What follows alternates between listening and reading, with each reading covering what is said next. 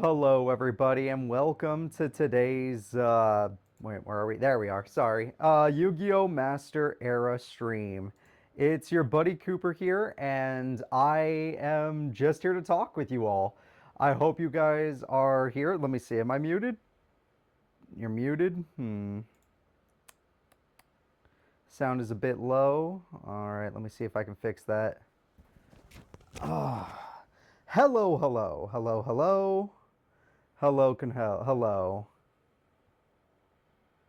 Low volume, I can only hear you in one ear. You are here lower than the music. Oh, the music was going to be loud. The intro music is 10 times louder. Sorry, that's more just to get people into it. My bad. Only coming out of one of my headphones. Yeah, actually, that might be on purpose.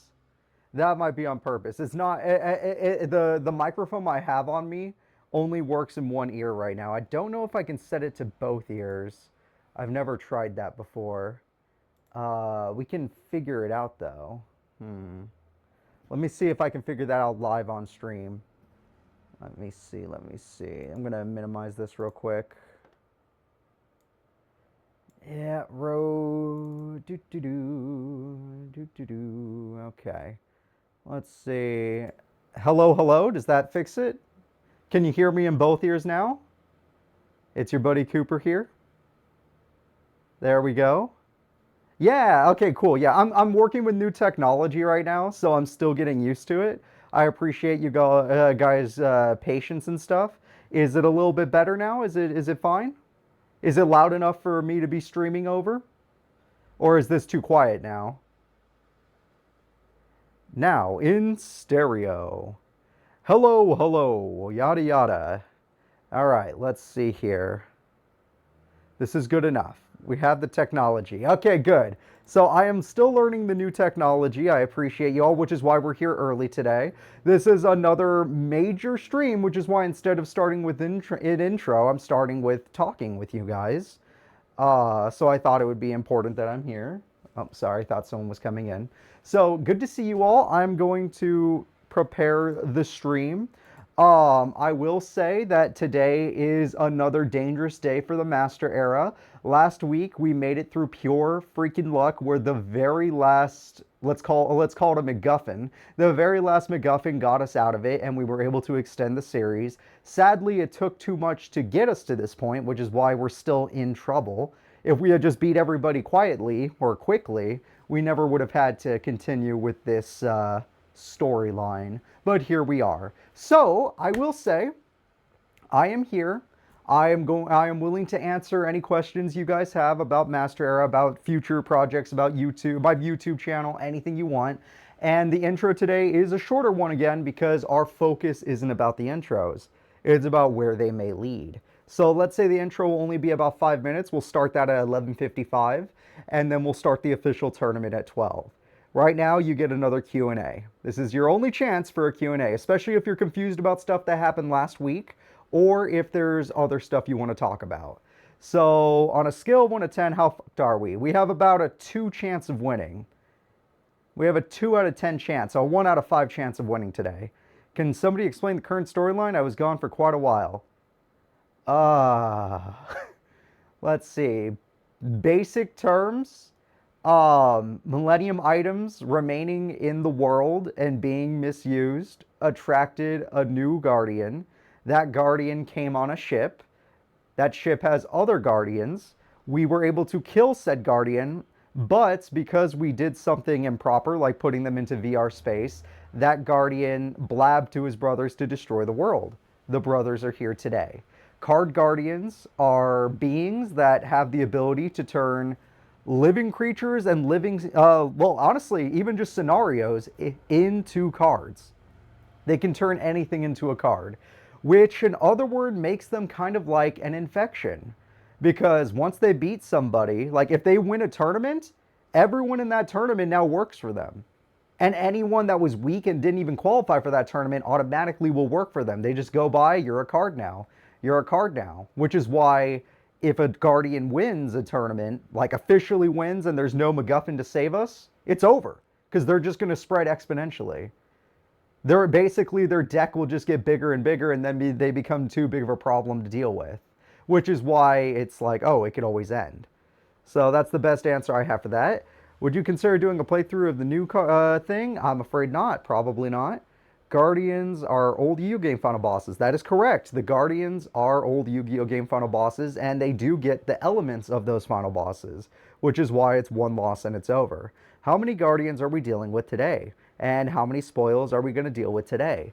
We are going to be dealing with 4 Guardians, as shown in the last trailer.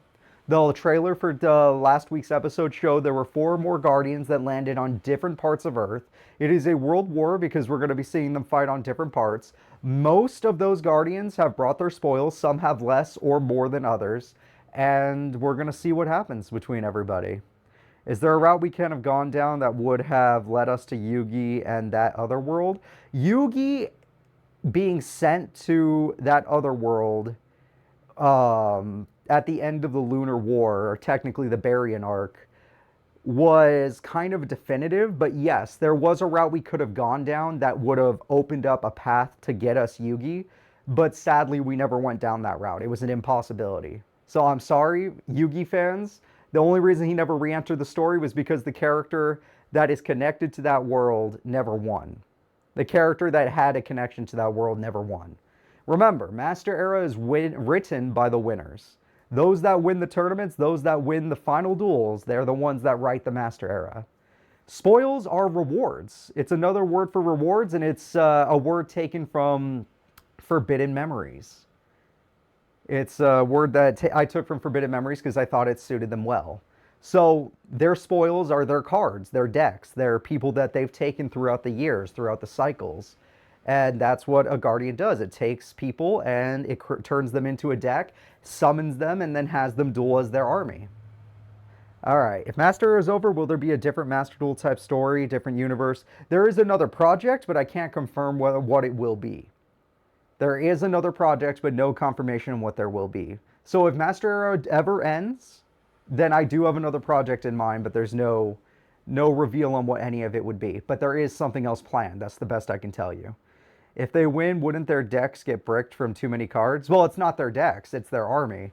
The Guardians have decks they've created of beings they've taken. Like one of the Guardians we've seen, the only Guardian we've seen, had a deck of Quillforts. It went to the world where Quillforts were, and it converted them all into cards and made that into their deck. Now, when it converts people into cards, it uses those people's and those people's decks as soldiers rather than part of their physical deck that they use to duel with. So it's a different kind of thing. You could become an army card that goes out in duels, or you could become a part of their actual deck like the Quillforts did. Let's see. Is Mokuba still locked up? No. Mokuba, Seto Kaiba specifically said, go get Mokuba. Seto Kaiba, Mokuba, Akiza, and the Rose Duelist, at the very least, are all together right now. That is confirmed. Are the current battle outcome results of terrible display of the good guys during the Millennium Wars? The only reason things are as bad as they are is because of the Millennium Wars. We lost way too many characters to the Millennium Wars that could have helped us and could have let us go down safer routes. The Millennium Wars was cascaded into just terrible, terrible times. Like, we had a few times where things were okay, and then they all just fell apart. I mean, don't forget, right after the Millennium Wars is when we started talking about the Hanoi Project. And the Hanoi Project is probably the darkest story to come from Yu-Gi-Oh! Not Master Era, but Yu-Gi-Oh! In general. If a Guardian gets defeated, do all the ones they defeat return to normal? No. If a Guardian gets defeated, they get sealed away. Anybody that was a card from them is sealed away. They are sealed with them. If a Guardian gets killed, every card from them is no longer a card, but they die, which is fine. I guess being dead is better than being an eternal soldier. Was there a way to save the peeps who got lost to the Millennium Wars? There was one chance that we would not save them, but recover some of them. Definitely, yes. There was a way to save some of the people, and it would have taken returning one of the gods, which was a slight possibility, but the god that was most likely to return is gone. The god that was most likely to return is gone now. It is absolutely gone. Alright, what are the chances Priest Seto's plan had to do with stopping the Guardians? Actually, none, I'm afraid. Priest Seto's plan, which succeeded, had nothing to do with stopping the Guardians. I can assure you that. Seto Kaiba may have planned for that contingency, but not Priest Seto. Most likely, yes. Are the robots still around? Once the brains went offline, basically they're all gone. Yeah, basically anything that had to do with brains or the AI or the robot stuff, just assume it was a hard shutdown. And anything that was a spirit attached to it is either deleted or returned to the well. Is Seto disappointed by how useless most of his AR and VR turned out to be? To be fair, he piggybacked a lot of that off of Dr. Kogami, so you can blame Kogami for how poor the AI was. In reality, we can blame Konami for that. Alright, let's see. Any other? Vagrant in this tourney, if he wins, would it be a medium ending? No. Vagrant would have been a bad ending and is no longer part of the our main story. He might be thrown in for fun every now and then if the series continues, but he failed too many times. His storyline is locked off. Did Kaiba finish the thing he is doing on the moon? He is still in progress. How shocked are you Odelia of all people saved us? 900% that we even took it that far. I honestly thought Shoma could do it, but the fact that Shoma had to win 6 duels in a row. I thought it would just be 2, he would have been fine. Winning 6 duels in a row, that was cruel. That was a cruel fate even for that kid. And he almost did it. Nope, dueling sickness. Everyone that lost to Gamal or Gamal's army or anyone that was in Domino at that time, dueling sickness. Done. Destroyed, just knocked out easily. Their spirits are destroyed. They're going to be in the hospital. No chance. What happened if Otis became King of Games? That would have been a very interesting route. We would have seen who Otis really is. Has anyone taken Gamal's deck and tried to use it? Gamal is dead, I'm afraid. With Master K offline, is Hellkaiser Zane in trouble or not? Very much so, yes. There's a reason he hasn't popped back up. If you were to bring back one character, who would it be? Maybe Mama Hops. I miss her. Macy Hops was a fun character. Even though she doesn't do much for the story, I just liked her dad. I like that she used Rabbit Dragon and stuff like that. Shoma's fine. He's just in the hospital. And he won't be dueling anymore. But he's fine. Yeah. I don't know. I liked Macy Hops. Even though she was a basic character that was only fun to watch in minor league tournaments, she was fun. I liked her. Shoma is sick. Yep. Joey's sick. Serenity's sick. Everyone's sick. Everyone's done for. Anyone remember Gerard? Yeah, I do. Poor Gerard. We have to hope Tanaka is here today. We can hope for a lot of things. Was there a way to save Mama Hops and the Hops family could have been done? Yes. If the Millennium War had gone differently and the Millennium items had never left, or let's say the specific Millennium item that was attached to Mama Hops or Macy Hops had never disappeared, then yeah, she would have been fine. Yeah, the lost to card game disease is perfect, Magnusaur. That is correct. How is today going to work? Today is going to be difficult. That was the best question, Lil Pumpkin. Today is going to be difficult. Because we are actively watching a world war, we are going to watch 4 separate tournaments at the same time. But even though we have to do them, let's say we're going to do them one at a time, you have to assume all 4 tournaments are happening in world at the exact same time. Which means even if one tournament is lost, the other tournament might not be. Another tournament in the future might not be. But if even one Guardians team wins today, we're heading down the bad path. If all the Guardians win today, it's an instant end of the Master Era. The Master Era will be over. If every single Guardian wins today, the Master Era will be over. If one or more Guardians win today and no good guys win today, we're heading towards the end, as in there might be only one tournament left. There probably will be one tournament left, and that's it. No matter what, it'll be a good, bad, or medium ending. Well, it'll be like it's like a guaranteed bad end, but there could be at least a neutral. Oh, at least we tried. Is there a difference between one Guardian winning and three Guardians winning? If three Guardians win, then the last tournament will be extremely hard to even have a chance of getting a neutral ending. Trudge was fine in the beginning of the series, and then he just kind of sucked. He did not know how to use his deck. Yeah. When you upload this tomorrow on YouTube, will you upload 4 separate tourneys or all of it? All of it will be attached to one. We're going to watch all of it together at once, all in one stream. So they will as well. Is there any character that canonically retired from dueling because they actually had such a bad win-loss ratio? Maybe Simon Stone. Probably Simon. Yeah. The truest Trudge fashion.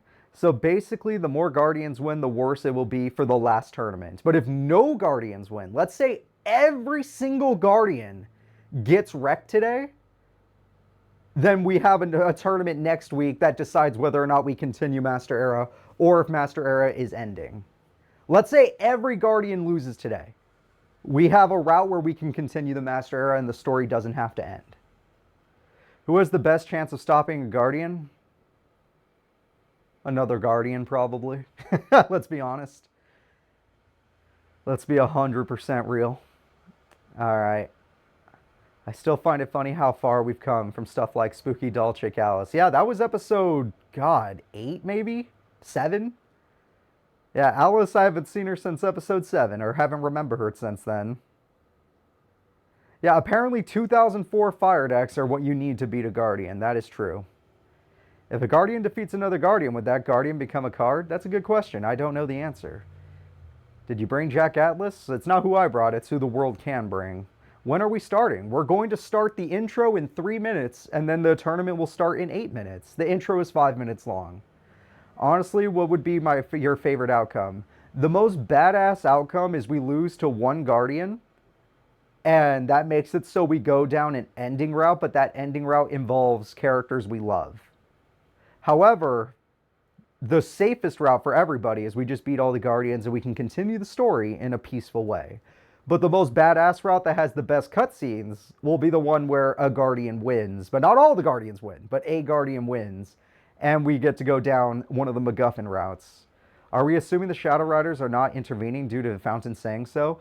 The Fountain, the Shadow Riders, they have nothing to do with this war. They are not going to affect it. Because the Shadow Riders know what a Guardian is and what they can do, they're not going to fuck with one. They got eternal life. Don't ruin eternal life by fighting an eternal being. Don't ever do that. Unless someone asked you to. But don't do it. Otis will save us. That's a lot of hope for a character you have no information on. Are you trying to end Master Era quickly because the AI can't use links? No. No, Master Era only is going the routes. It's just like with the Millennium War. It's just like with the Lunar War. Every now and then we head down a bad path because bad things happen. And when bad things happen, we have to go down a bad path that could result in an ending or could not. Remember, before this one, it was the Vagrant storyline that could have given us the most trouble. But because the Rose Duelist won, we didn't go down that route. And we got like 8 more, I would say 8 more weeks, 2 more months of tournaments where we didn't even have to worry about it. Definitive ending, yes. There will be definitive endings to the Master Era. Is the tournament's going to work like the one with the Gamal did? It's going to be kind of like that, but different since it's a world war. There will be a bracket, but the bracket will only affect it in certain ways. And there's going to be 4 different tournaments happening at the same time, so it's a little bit hard to say. You're just going to have to wait and see. All right, what was Vagrant's path? I'm going to save that for a future video where we go in depth about the Master Era and the routes we took and the routes we could have taken, depending on if certain characters have won. All right, let's see. Is there anything else? I'm about to start the intro, guys. So I'm going to be going dark for 5 minutes, and then we'll come back with the actual tournament. So what would happen if Guardian or a person defeat the Guard? What would happen if a Guardian card or person defeat the Guardian? That's a very confusing question, I'm afraid. If you mean a Guardian's spoil, the thing that they use to fight with, beat them, nothing. They didn't beat them. Nothing happens. The spoils cannot betray the master of the card. A card guardian spoil can't betray them. The spoil union, that's very funny. You guys are at least very funny. All right, guys, we are going to be going in. I'm afraid we're going to be done with the Q&A part. I thank you all for being here. We're going to start today's tournament now. I'll see you guys after the intro.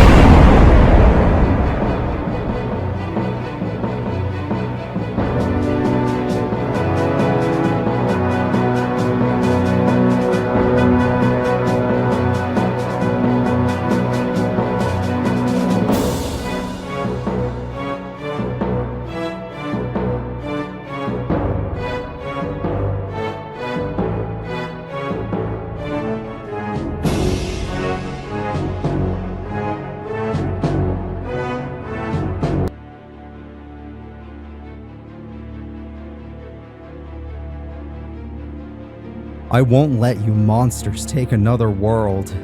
This time, I will fight back.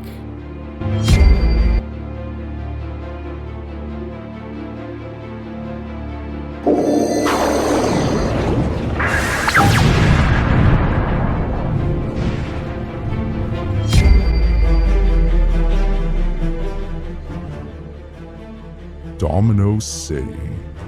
Gamal already dealt with any worthy duelists. These piddling spoils aren't even worth the effort. Ah, another broken spirit, trying to surpass a guardian.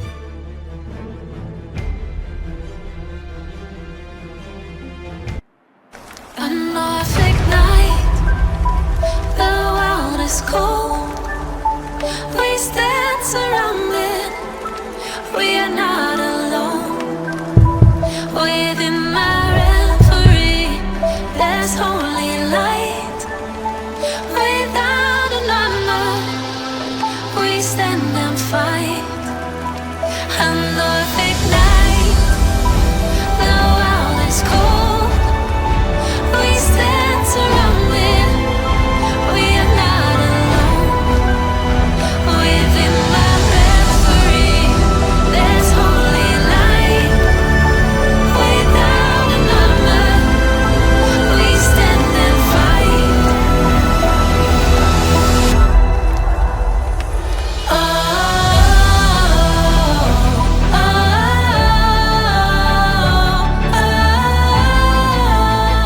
We are not alone. I'm surprised Gamal called us. Now where is that source of energy? There you are. I have a spot for you in my deck. You're gonna die today.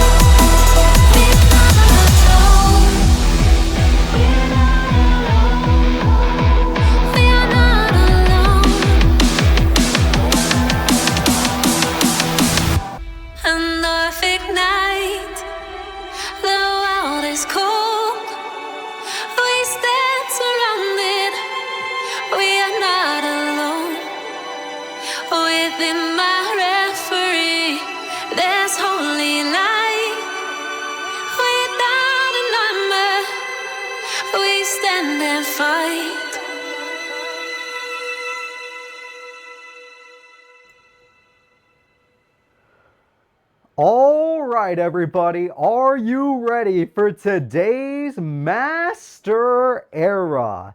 This is going to be a brutal tournament. We have 4 tournaments to go through, and the Domino one has the worst odds because there's only one person left there. Yeah, he's going to have a worse gauntlet than Shoma did. All right, so let's go ahead and let's check out our bracket. Our bracket might look a little bit weird for the first tournament, or should I say first 2 tournaments, but it is here. Let me go ahead and kick on the sound. The first fight of the tournament will be Arachus, the Guardian, versus Bandit Keith with his black dual disc.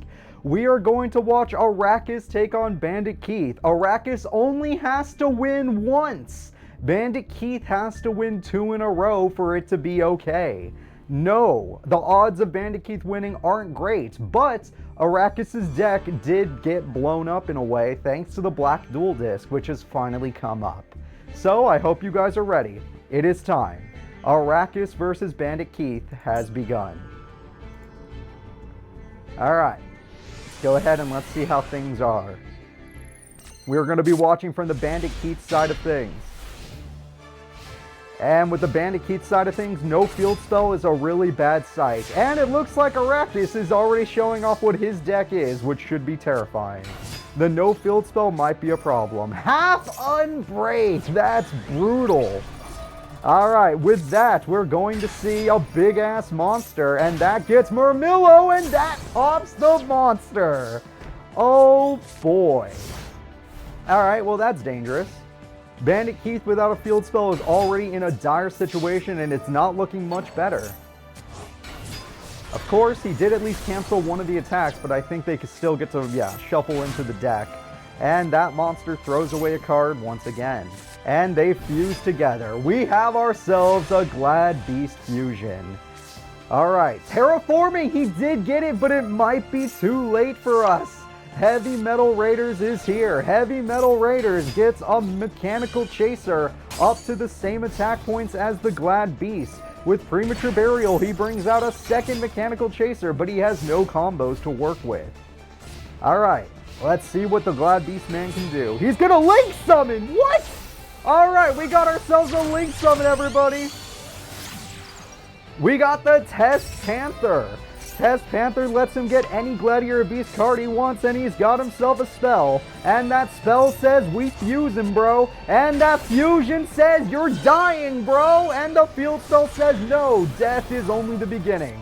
2 more Glad Beasts come out. Is one of them Bestiary? Goodbye, field spell. That field spell was the most important thing in the game. Without that field spell, he's going to be in trouble. Bestiary, once again, will pop the Spell Trap card. That's the end of your monsters. A fusion comes through. That's the end of your final card. Keith is done for at this point.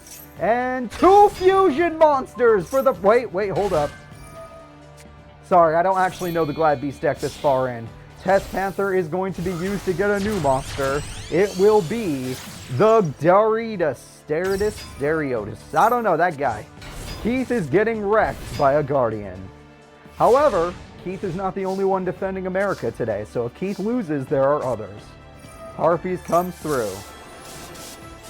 Harpies gets rid of a good card, but at the end of the day, it will not matter. Alright, we have ourselves a special summon. The attack goes through. 200 damage will be dealt. 3,700 damage will be dealt. Bandit Keith is on his last leg. It looks like the Guardians are already showing off just how strong they are. He's having fun with Bandit Keith right now. None of this matters.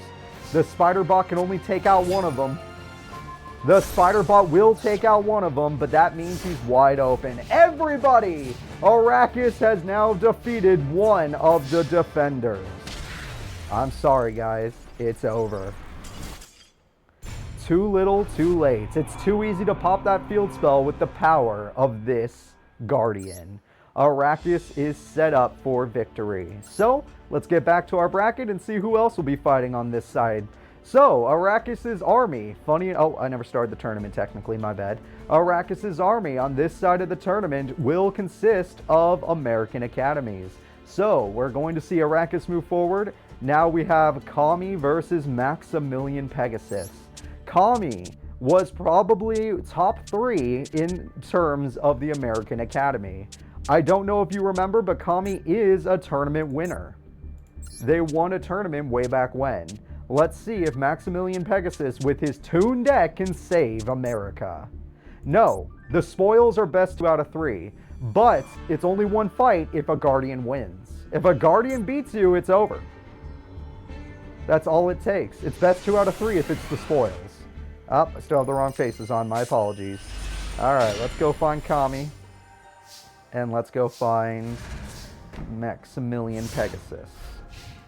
There we go. Alright, both characters are ready to duel. Kami's hand is a little bit strange, all things considered. If a spoil beats the Guardian? No, if a spoil and a Guardian are on the same route, the Guardian automatically advances.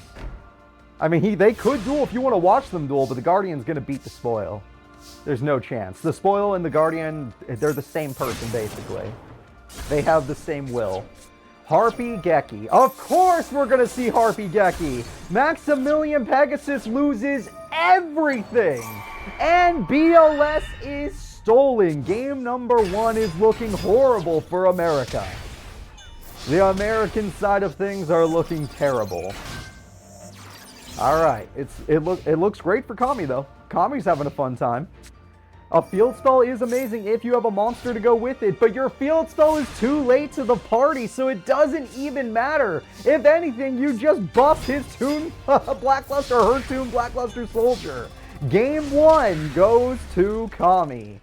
Granted, a well-timed Harpy Geki can beat any duelist. A well-timed Harpy Geki is too much for anybody. Alright, game number 2 will begin now. Let me get some water in me. Let's see how well game 2 does. Aquarium set. With this aquarium set, they will be buffed up. The Mother Grizzly is looking strong. Will Pegasus get his field spell or at least a Toon World? That's my question. The AI is not smart enough to search for it. They always choose BLS or Toon Goblins or Toon Dark Magician, or they'll literally pick anything but Toon Kingdom, even if Toon Kingdom is necessary. Toon BLS will be the choice. There's no Raigeki this time, so let's hope that it'll be enough. Toon BLS goes in for 1,300 damage, but that is only 13. No Toon Kingdom yet again. This is the worst case scenario. The first 2 duelists we're watching from the good guy side were both field spell reliant. Both Pegasus and Bandit Keith need their field spell for their decks to truly be unlocked. And Kami has the freaking Synchro Monster they won during that tournament. The one tournament Kami won earned her that Synchro Monster. So it's going to be a problem. The Dynamo Tournament. Good job, Laser Mike, you remember. I didn't remember. Alright, 1 trap from Pegasus, no field spell from Pegasus. Most of his cards are a brick without the field spell. It looks like the Dolphin is going to win this duel. Without any other cards, what will Pegasus do? Heart of the cards, a top deck. What will it be? It will be the end. A guaranteed game. It's looking absolutely, positively terrible for America. Alright, let's go ahead and move on to the next fight. 2-0, Maximilian Pegasus and Bandit Keith, 2 field spell required characters, are defeated by lack or destruction of field spell. The next duelist is an all-rounder. The next American duelist will be Rebecca Hawkins. Rebecca Hawkins is going to be a little bit strange to watch, but we're going to see what happens. All right, where is Rebecca? All right, Rebecca Hawkins looks like she's ready. And the opponent is Leslie, the strongest American Academy duelist in those tournaments. Leslie is known for her thievery abilities and her ability to eat the opponent's monsters. All right, let's see what we can do here. All my favorite characters are dying. They're not dead. Unless the tournament is actually completely lost, they're not dead. Remember, we still have MacGuffins, possibly, if there are any, for these characters. Alright, Rebecca Hawkins has a powerful start. 2 wave motion cannons. Unless The opponent started with, where is it? Leslie. Sorry, L names are weird. Unless they started Harpies, this is an amazing start for Rebecca Hawkins. All right, there we go. Rebecca has 2 Cyber Jars and 3 Cyber Jars! Her dad lets her have 3? Okay, we have 3 Cyber Jars, everybody. Pot of Greed comes through. Pot of Greed gets more cards. It's not Harpies, though.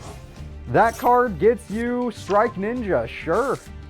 To each their own. Dark Grepper gets you cards Engrave. Well, Reborn Tengu can beat Marauding Captain, or you can go with the Rats. Okay, Reborn Tengu it is. That will give your opponent a supply squad, though. You're going to need that TT, I guarantee it. That TT is so valuable. Rebecca is fighting for all of our lives right now. Malicious is Engrave. And no, she doesn't have Jupiter. Her powerful monster Jupiter is not in hand.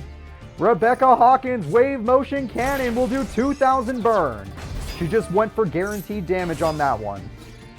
Ah, Magic Cylinder's gonna suck. 1900 is a decent chunk. Reborn Tengu will take out Malicious. Still, if Leslie gets her boss monster, she will definitely ruin everything Rebecca has set up. It is here! The Grand Jupiter forces out the TT! You had the TT there. Jupiter was too big. Alright, Reborn Tengu, there is one more in your deck, I believe. Rebecca is... Okay. Rebecca is fighting for her freaking life. Snatch Steal would be good. We don't know what the opponent got, though. Rebecca, go, go, go! Win for us! Go win these duels! Alright, 3,100 damage and 3,000 burn. Rebecca takes the first game for America, but we need her to win the match. And it was a really good starting hand, so I don't know if Rebecca can pull that off twice. Still, she is still fighting. Come on, Rebecca Hawkins, we believe in you. First win for the good guys. It's sad to say, but yes, we finally got one. She got 1 Wave Motion, that's not bad, and she's going first, which this is one of the few characters in Master Era that likes to go first. Why are all the cards holographic? It's one of the things, since I just reloaded her deck, it just automatically gave her all holographic cards, and I did not want to spend the time redoing the deck, so I was like, "Fuck it. Rebecca can have all holographic cards." It auto sets it, like, if you reload a deck to holographic cards, even though I would rather have basic and change the ones to holographic that I would want. It's not a very smart move by the creators, but who cares. Alright, Vampire Dragon, let's see. Call the Haunted, let's see. Vampire Dragon will be used in a Tribute Summon. I don't know if I would have done that, but at the end of the day, yeah, Vampire Dragon is scary. As long as there's no Jupiter. So far, we haven't seen Jupiter, so it's no problem yet. Oh, that's bad. Oh, she's going for game. Leslie's going to end this duel. Rebecca Hawkins is in trouble.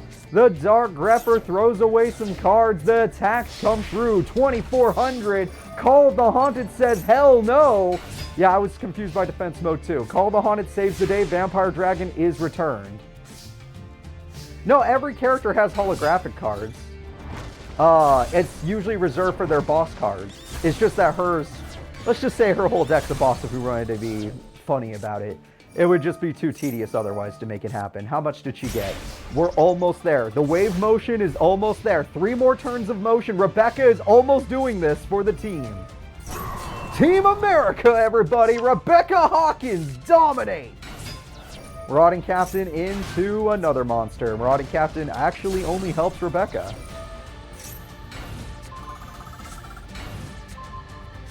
Okay, we're still in this.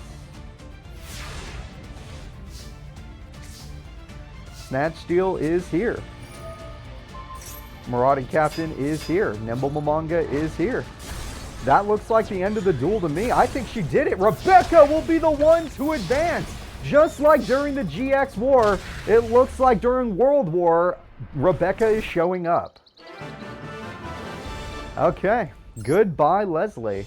Let's go ahead and move forward in our tournament. This will be the last fight that happens in America. Then we're going to move over to Heartland Middle School. All right, the last fight to happen in America will be Aster Phoenix versus David Rabb. Rebecca Hawkins stands strong.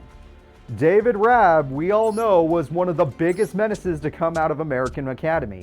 Aster Phoenix is an amazing duelist that sometimes has the worst AI known to man. Let's see which one is better. All right, David versus Aster. Just give me a second to find David. There we go.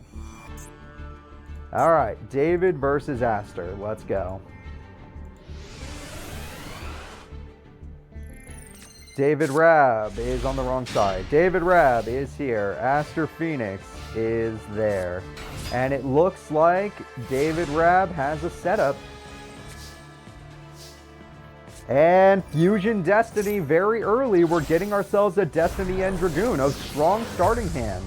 If he were to search a Plasma, he could fuse again. Or he could just fuse with what he has now. Dogma and Fear create Phoenix Enforcer! Destroyer Phoenix Enforcer! There we go, Aster. That's what I'm talking about. We're gonna fuse. Wait, it can fuse? Destroyer Phoenix Enforcer fuses into Dustopia. Dustopia is born. The attacks are going in. Aster Phoenix is fighting for America. All right. Aster Phoenix are doing a great job. Black Salvo comes through with Mechanical Chaser to Synchro Summon. It's not over yet. David, let's see what you can do. Okay, David is giving up in front of our faces. He's like, what the f***? I'm not doing that. And Dustopia says, no, I will not allow this. Dustopia will not allow this. Ring of Destruction means nothing. Aster Phoenix, the strongest duelist we've seen in a minute, is trying to save America. And yet people in chat do not believe in him. They believe that he will screw us all. Game 1 goes to Aster Phoenix. Perfect victory. He can choke later? Yes, he can. We're going to go ahead and move into game number 2. All right, game number 2. Will Aster Phoenix continue to fight, or will it be the end?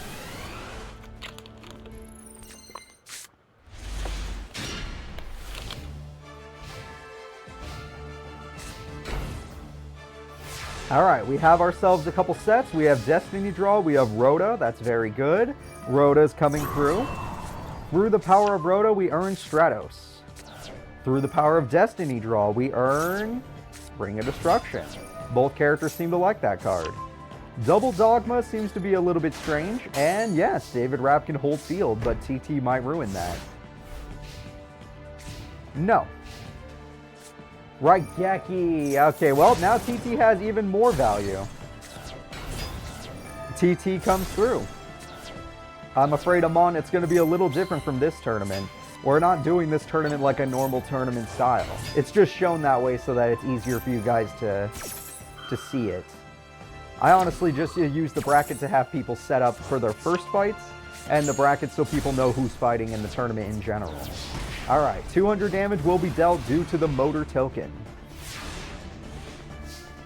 Yes. Rhoda comes through. The only fights that were guaranteed were the ones that happened in the intro, like Bandit Keith challenging Arachus, or Nash challenging Titus. 1600 damage comes through. Nice.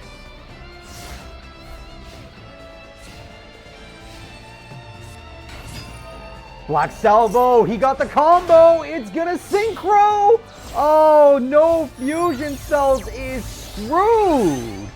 No, without any fusion cards, it looks like Aster Phoenix is falling apart. No fusion destiny, no fusion gain, no poly, no bitches. This man is going down. Monster Reborn is his last hope.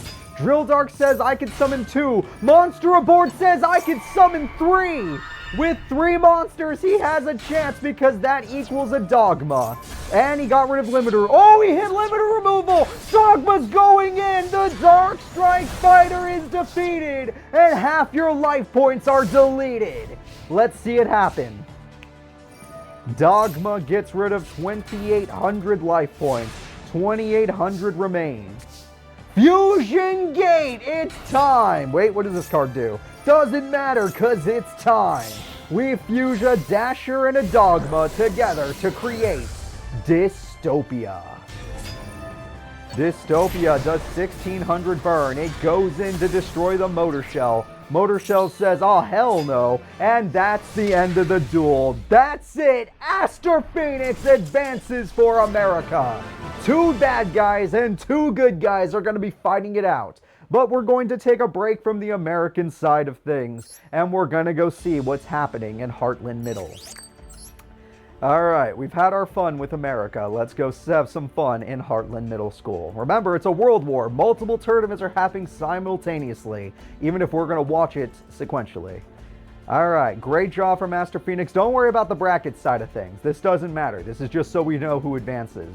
The next duel will be Grog versus Hades. Grog used to be one of the biggest threats and one of the biggest problems to come out of the Baryons. Now he is our only hope. And will he take on the mighty Hades? Hades is here. Grog, slap that man. Yeah, slap him with those hand cards. I'm looking for their faces as we speak. Grog is ready to duel. Hades is ready to duel. Looks like Grog started with a lot of traps and Pot of Greed. Harpies has value. Alright. Harpies has value. TT gets hit. That's a major trap card just gone. Trap tricks equals trap card. He's got triple bottomless.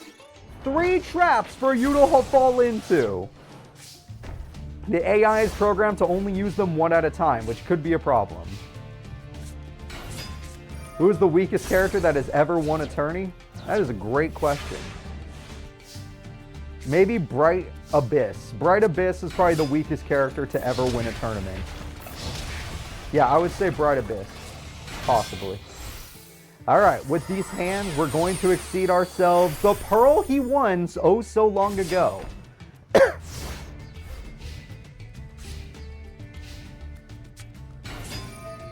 What they're doing is their business.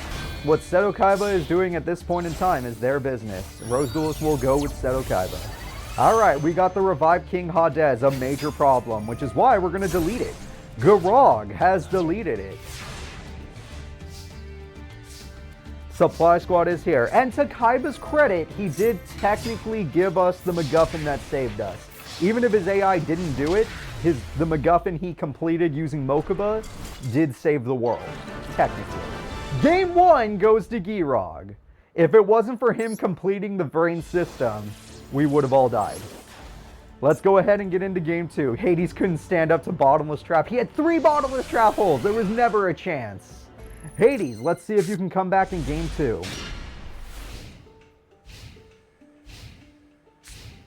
Okay, we have 2 sets. That's not bad at all. Imperial Iron Wall will stop the banishing, which is brutal, but he did start Harpies, but he might not be willing to do it because it's only 1 card. He's not willing to do it because it's only 1 card. Trap Trick says double bottomless, but the opponent's card says no banishing. And Pyramid Turtle says I can get any card I want, which equals Zombie Master. This is very dangerous. I'm worried about this, guys. I feel like this is going to be very, very bad. Zombie Master into Zombie Master equals the Mad Mauler into Pyramid Turtle equals Plague Spreader into Hades, everybody! Hades has come to play and end this era. The Black Horn is not a banishing card, so it will work. It's not like Bottomless. Plague Spreader says, I can do this all day. And he does it again. Synchro Summon. You should have Harpies that trap card. It was the most vital card on the field. Pain Painter is here. We got another Synchro Summon. As long as no banishing can happen, Bottomless is just a flat trap. Trap Tricks Murmello is dead. Monster Reborn is nice, actually. Your life points are dead. Alright. Come on, Grog. We need you, man. We need you. Please use that Harpies. Understand its value. There's no point in doing that unless you're going to Harpies. Okay, there is value in this play because you can exceed. Exceed can beat Synchro. Again, there's... Oh, wait! He destroyed the trap using the secondary effect. That's what I'm talking about. That works even better. Now, even if he does pull off a Synchro Summon, all he has is a level 4 monster. He can only go back to level 6. It's not the biggest deal. Pearl is stronger. Yeah, he's scared. Plague is now deactivated. Oh, he can rank up if he had the right monster, but he could do it. It's right there, ready to go. 2,600 damage comes through. Damn, he's going to start slapping him with those hands. All right, Pyramid Turtle is the choice for longevity reasons, I assume. And I take it back since he attacked with it. Zombie Master is the real choice. If he has a monster in his hand, then it makes sense that he did this. Mystic Tomato holds the field, though. Grog, with over half life points, is looking real strong. Premature Burial is here. It's over. It's over. Grog is here to protect Heartland. Grog, let us protect. The good guy said, you know what? That is an excellent question. Baba, that is an excellent question. Who the hell is the good guy in this duel? Well, apparently it's Grog, and he's doing a great job. Alright, Grog knocks out Hades from the tournament. That's one less person for us to worry about. I should say he knocks him out of the war.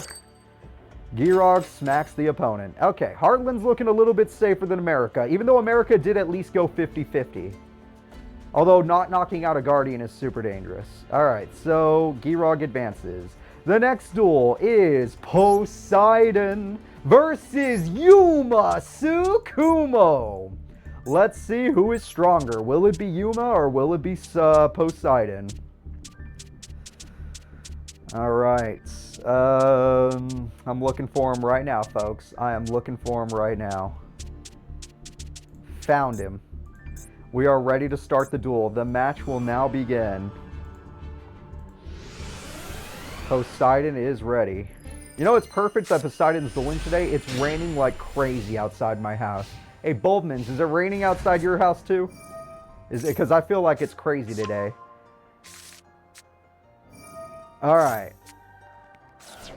We got ourselves a lot of cards from Yuma. He's throwing away a bunch of cards, but he's gaining a bunch of cards. So it's a win-win in my opinion. And the Mancer gets a friend. And that friend exceeds. Yuma's actually willing to exceed on the first turn. That's unlike most characters. Utopia is his best card. Alright. Big wave, small wave. We're going to get ourselves, or water hazard either way. We're going to get ourselves a monster. Oh, everything's level 7. He could summon his boss. He can still do it. He got himself. Poseidon summons himself. Poseidon is on the field, everybody. Yeah, well, there's already flooding outside. I went to get breakfast, and I basically drove through floods. Alright, Yuma's looking good. Kage to Kage, let's go! You need to beat the 2800 attack point monster. It's Utopia double! Come on, baby, let's get bigger! Yuma's got Ray, which has yes. I just realized he did that with the other card and put it in defense mode for some reason. Yuma did things in the incorrect order, which made him play incorrectly, but Utopia Kaiser is still here. Utopia Kaiser has 5,000 attacks. And Go Giant stands strong. And Gaga Zuban Boncho. Wow, that's a name. Stands strong. Utopia is back. The field is stacked. Now, granted, when they attack, it's going to do half damage, but it is stacked. Alright, damage goes through. Damage goes through. Poseidon is wide open. Despite being able to summon himself, that means nothing to this kid. Yuma is here to protect Heartland. Come on, Yuma. Get in there. Punch him with the golem. More Utopias. Why not? Who's going to judge? More golems. Or giants. The attacks go through 1,000 damage, 1,250 damage, 1,250 damage, 1,250 damage. It's not game. 1,500 damage. Not bad from Yuma. He's got 5 Exceed monsters, all Utopias. And TT or TR, Torianto Reborn will not save the day. Poseidon had a strong start, but Yuma had a strong finish. All Yuma has to do is say the words, I attack. Yuma Tsukumo has won. Alright, Yuma Tsukumo is doing good, but that was only game 1. He has to do game 2 as well.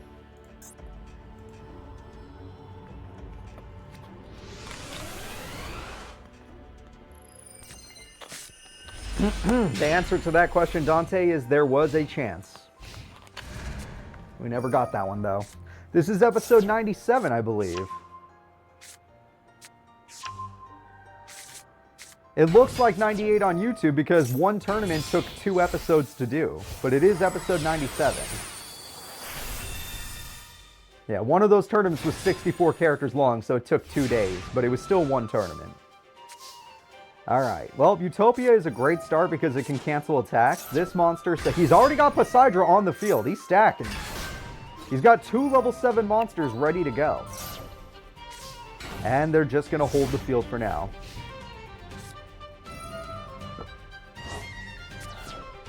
We're going to throw away some cards, get ourselves a Mermail. Rhoda comes through for onomatopoeia. I don't know how to say that word. Goblinberg comes through. We got ourselves a go, go, go giant to go, go, go in and win this duel. Come on! Utopia double. Don't mess up the order again. He messed up the order again. He does this every time. Put it in defense mode like an idiot. Yep, that makes sense. All he has to do is do Utopia double first, but instead he's like, no, let me do this one. At the end of the day, though, it's working. It worked the first duel, why not work this duel? 5,000 attack point Kaiser, summons 3,000 attack point Utopia Beyond, summons regular 2,500 Utopia, and they're all going in. Yep, I don't think Mermills make a big difference against 4 gigantic Exceed monsters. TR is a little bit late to the party. Yeah, you did bring back Poseidon at the very least, but Poseidon can only get rid of 1 monster. Which I guess is not the worst, it's just not enough. Only your Exceed really would have stood a chance here, but I think you need 3 level 7s to pull it off. He's only gotten 2 so far. I think Poseidon is done for. I think Yuma Tsukumo is doing it for the team. He put the team on his back. He's going in. The real question is, are any of these characters strong enough to beat a Guardian? Because you guys don't even know what the next Guardian is like. We saw how strong Arachus was, but we don't know how strong this Guardian is. How did the spoils become spoils? That's their own stories, I'm afraid. That is their own stories. Some stories we would have been able to see if we had gone down those routes. Other stories we didn't get to see. Or we never would have saw, and you just would have to make assumptions on why they were lost. Kind of like Mina. Mina was never going to be a part of the story except as a spoil. Which means she was lost wherever, whenever. Who knows? How long did you search to make the Guardian deck? The Guardian decks are very simple, and once you actually see them all, you might understand the theme of what the Guardian decks are. And that is it. Yuma Tsukumo keeps our happiness high. We've had 4 victories in a row for the good guys, if you count the other side of the tournament as well. 4 good guy victories in a row. Not bad after 2 major losses. All right. Let's go ahead and see who's up next. The next fight will be Anna Kaboom! We are fighting at Heartland Middle after all. It's not Heartland City, it's Heartland Middle School specifically. Anna Kaboom will be taking on Zeus! Alright, Zeus was the strongest of all of these freaking Olympians. The horrors of Olympus. So let's see if Anna can handle him. Anna's deck is quite powerful after all. She's done very good in our tournaments. Anna Kaboom is ready. Zeus is ready. Can spoils be saved? No. Spoils at best can be put to rest. There is no saving a spoil. Once you become a card, the best that can happen to you is you return to the Shadow Realm, the Spirit Realm, Heaven, whatever you want to call it. But they are dead. Alright, jeez. That's a good start, Anna Kaboom. That is a good start. Holy cow. She came out with the biggest card in her deck, but Freed can kill it.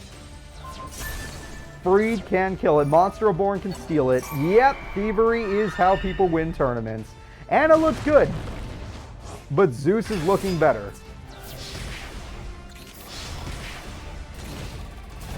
All right, there we go.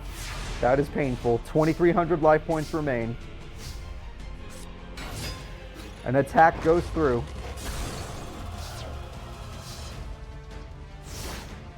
A 100 damage is there.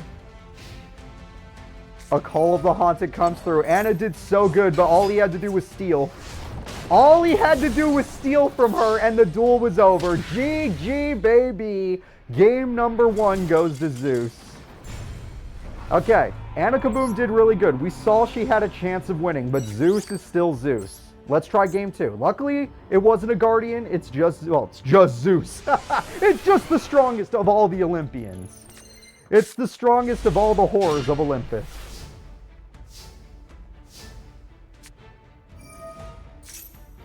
All right, well, we got ourselves 1 monster, 2 cards, 2 traps. We just need to hit him harder. That would be good. Oh, Zeus brings blinding light. Zeus and his blinding light means Anna can't take advantage of her super powerful cards. She just has to sit there menacingly. God, I hate swords. Everyone knows it too. You all know how much I hate swords. Okay, that's a good card. That's a smart card because it can do burn. If you can't win by battle, you can win by burn. The fuck is that?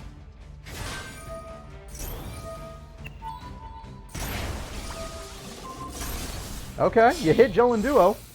2,000 burn was totally a good play. And you got your Juggernaut, so I can't say no to that. That was a good play. And you stole Jellin Duo, which only matters if your opponent was going to use it. Unless you're about to use it for an Exceed Summon.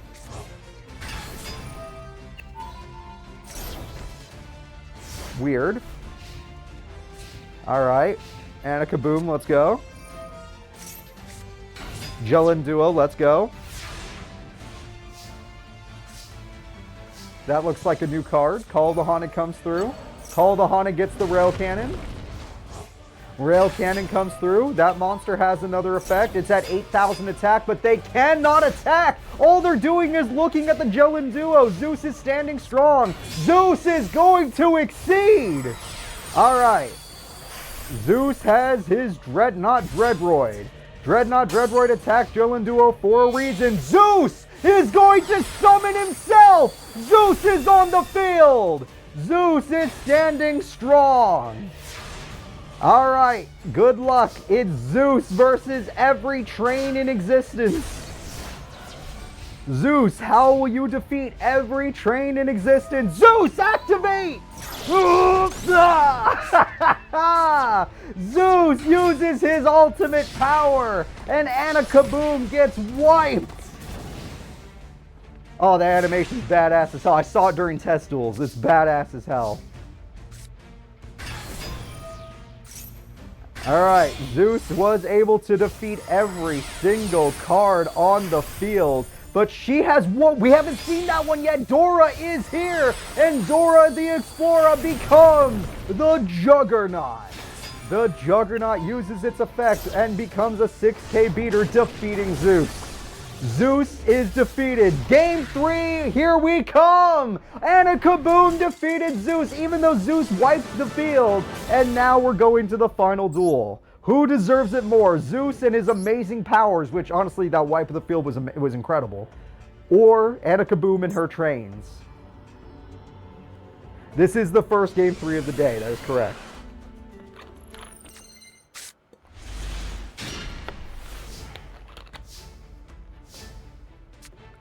All right, we got the Lionheart, we got this card, and we got a trap.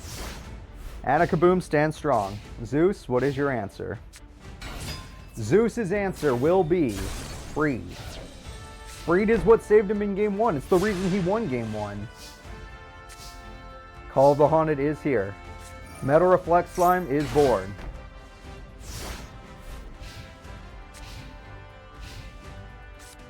Nova Summoner is here. We have ourselves an Exceed Summon. Super Dreadnought Dreadroid. If it does it, and it survives the battle, it can evolve into Zeus. It has become Zeus. Here we go. Can a spoil if a Guardian is sealed? If a Guardian is defeated, the spoil can continue. Yes. A Guardian being defeated is not truly defeated until every one of his warriors are defeated as well. So let's say Titus, let's say all of Titus's people are still alive except him. They can still bring him back before he gets truly sealed.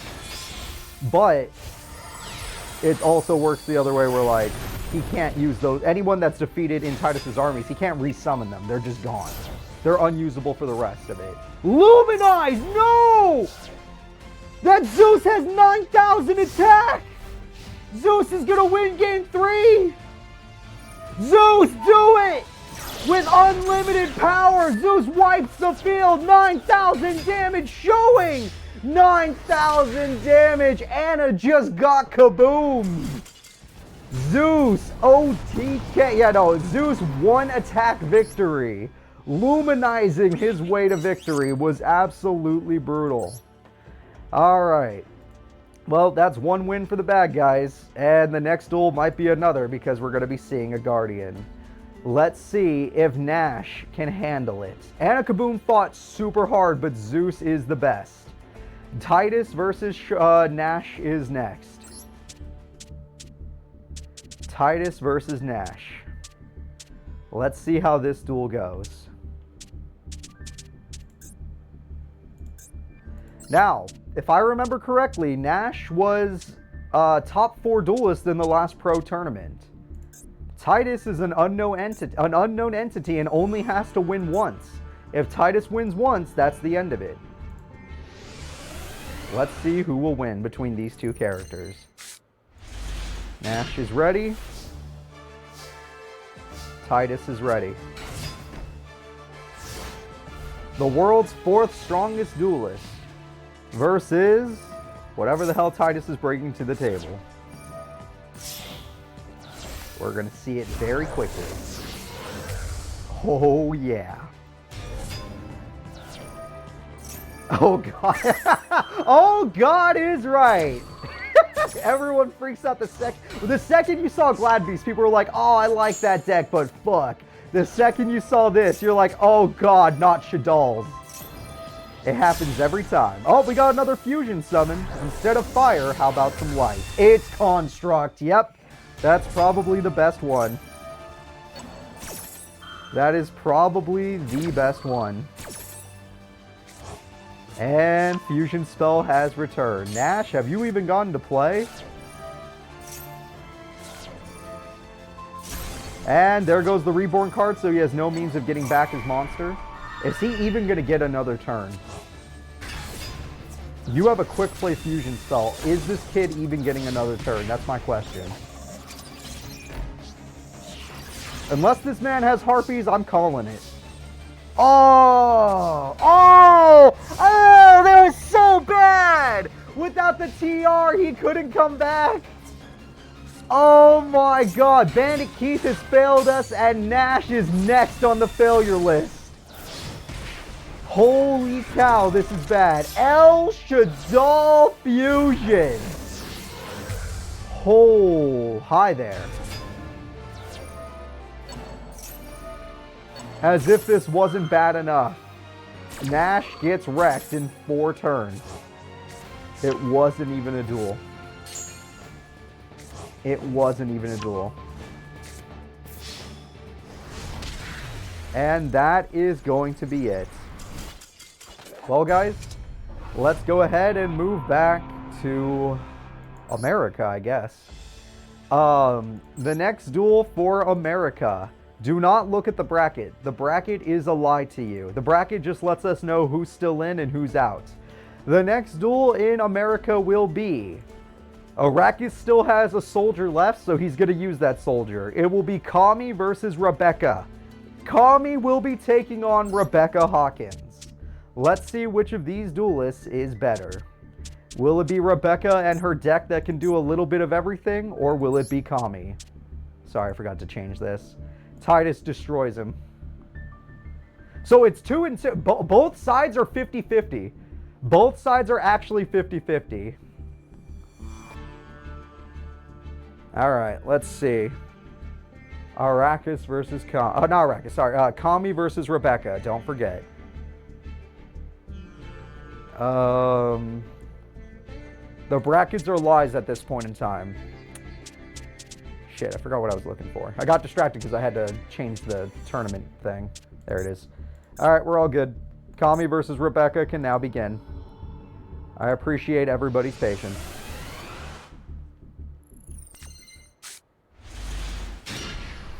Kami is on your screen. Rebecca Hawkins is on your screen. Will Rebecca be able to save America?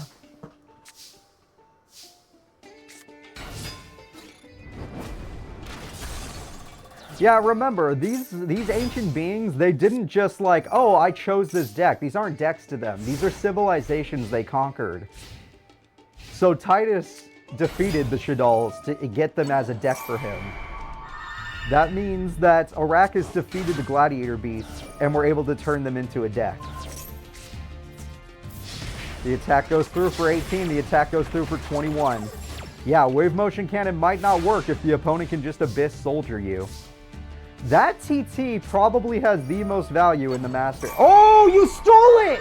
The Tripper Mercury, the planetary boss monster, is on the wrong side of the field. It can attack twice. That is its effect. One of them anyway. Tripper Mercury has been stolen. Rebecca Hawkins gives hope. Hope to all of us. All right, Aqua Spirit comes through for a quick synchro summon. We all know this dolphin is the real threat. Tripper Mercury can't even beat it. Although, Rebecca doesn't technically have to beat the dolphin. She just needs to hang on and do burn. Rebecca doesn't just win duels by battle. She wins duels by... That was a fuck up. Well, that was a huge mistake. Alright, snatch them, steal them. If you don't normal summon, it's over. Game 1 goes to Kami. Absolutely brutal. Very bad play by the opponents, or by Rebecca. So let's go ahead and get into game 2. Rebecca, you did really good in game 1. You knocked out a major threat. But game 2 is not looking too good for you. Alright. Hopefully you can do this. If not, all we'll have left is Aster Phoenix. Nimble, oh, starting the duel with 2 Nimble Momongas is so bad. That is so bad. And we're going to see a bounce effect. Well, it could be 3. Blazing Mirror Force is high value right now. Both characters take a heap of burn. But it's high value because it stopped 3 freaking monsters from being on the field. Alright, you can go with Rat. The Rat is strong enough to attack with. Abyss, you might run a water monster somewhere in your deck, so you might get to use its effect at some point. And damage is good. Wow, okay, Rebecca goes for some damage. Her opponent has Red Eye's life points left. Kami has only 2 cards in hand. Kami's in danger. Can Rebecca top deck a water monster? Obviously not, but that card's a good burn card. Nimble Momonga's going in for the Nimble Beatdown for game. Torrential Reborn says no. Nimble Momonga says yes. You can no longer synchro summon. Oh my god, Rebecca Hawkins is not done. She's got a cowboy.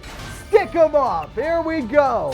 The cowboy will end the duel. Game 2 is over. We're going to game 3. Never count Rebecca out. Yes, a misplay can cost her the duel, but when she goes hard, she wins. All right, let's go. Lacunga gets stuck in my plumbing. That's funny. All right. Hopefully Rebecca Hawkins can keep this up. Oh, Nimble! It's the same fucking hand in terms of Nimble Momongas. That's so bad. Holy cow, for game 3, that's stressful how bad that is. Abyss Soldier makes it so we'll never see Nimble Momonga's effect. Coffin Seller does say you burn for that. Premature Burial says you're gonna die for this. Magic Cylinder says we're both gonna die for this. Unless Rebecca gets a spell or monster card that could save her, the Abyss Soldiers will infinitely stop her from playing, losing her the duel. It looks like it's over. It looks like it's over. Abyss Soldier just has to say Water Monster. Hot agreed, even more Water Monsters. It didn't, okay, they didn't say Water Monster, fair enough. But because she has one Nimble Momonga already in her hand, she doesn't get full advantage. It's actually a bad situation to be in.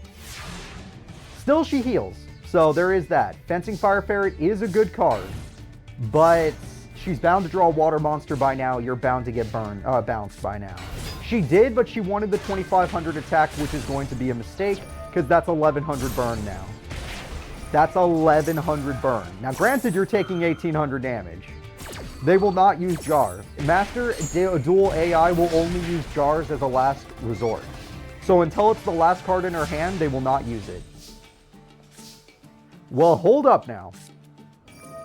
If the AI is willing to crash, the AI is willing to crash. Ooh, that's going to burn, and you're going to heal your opponent.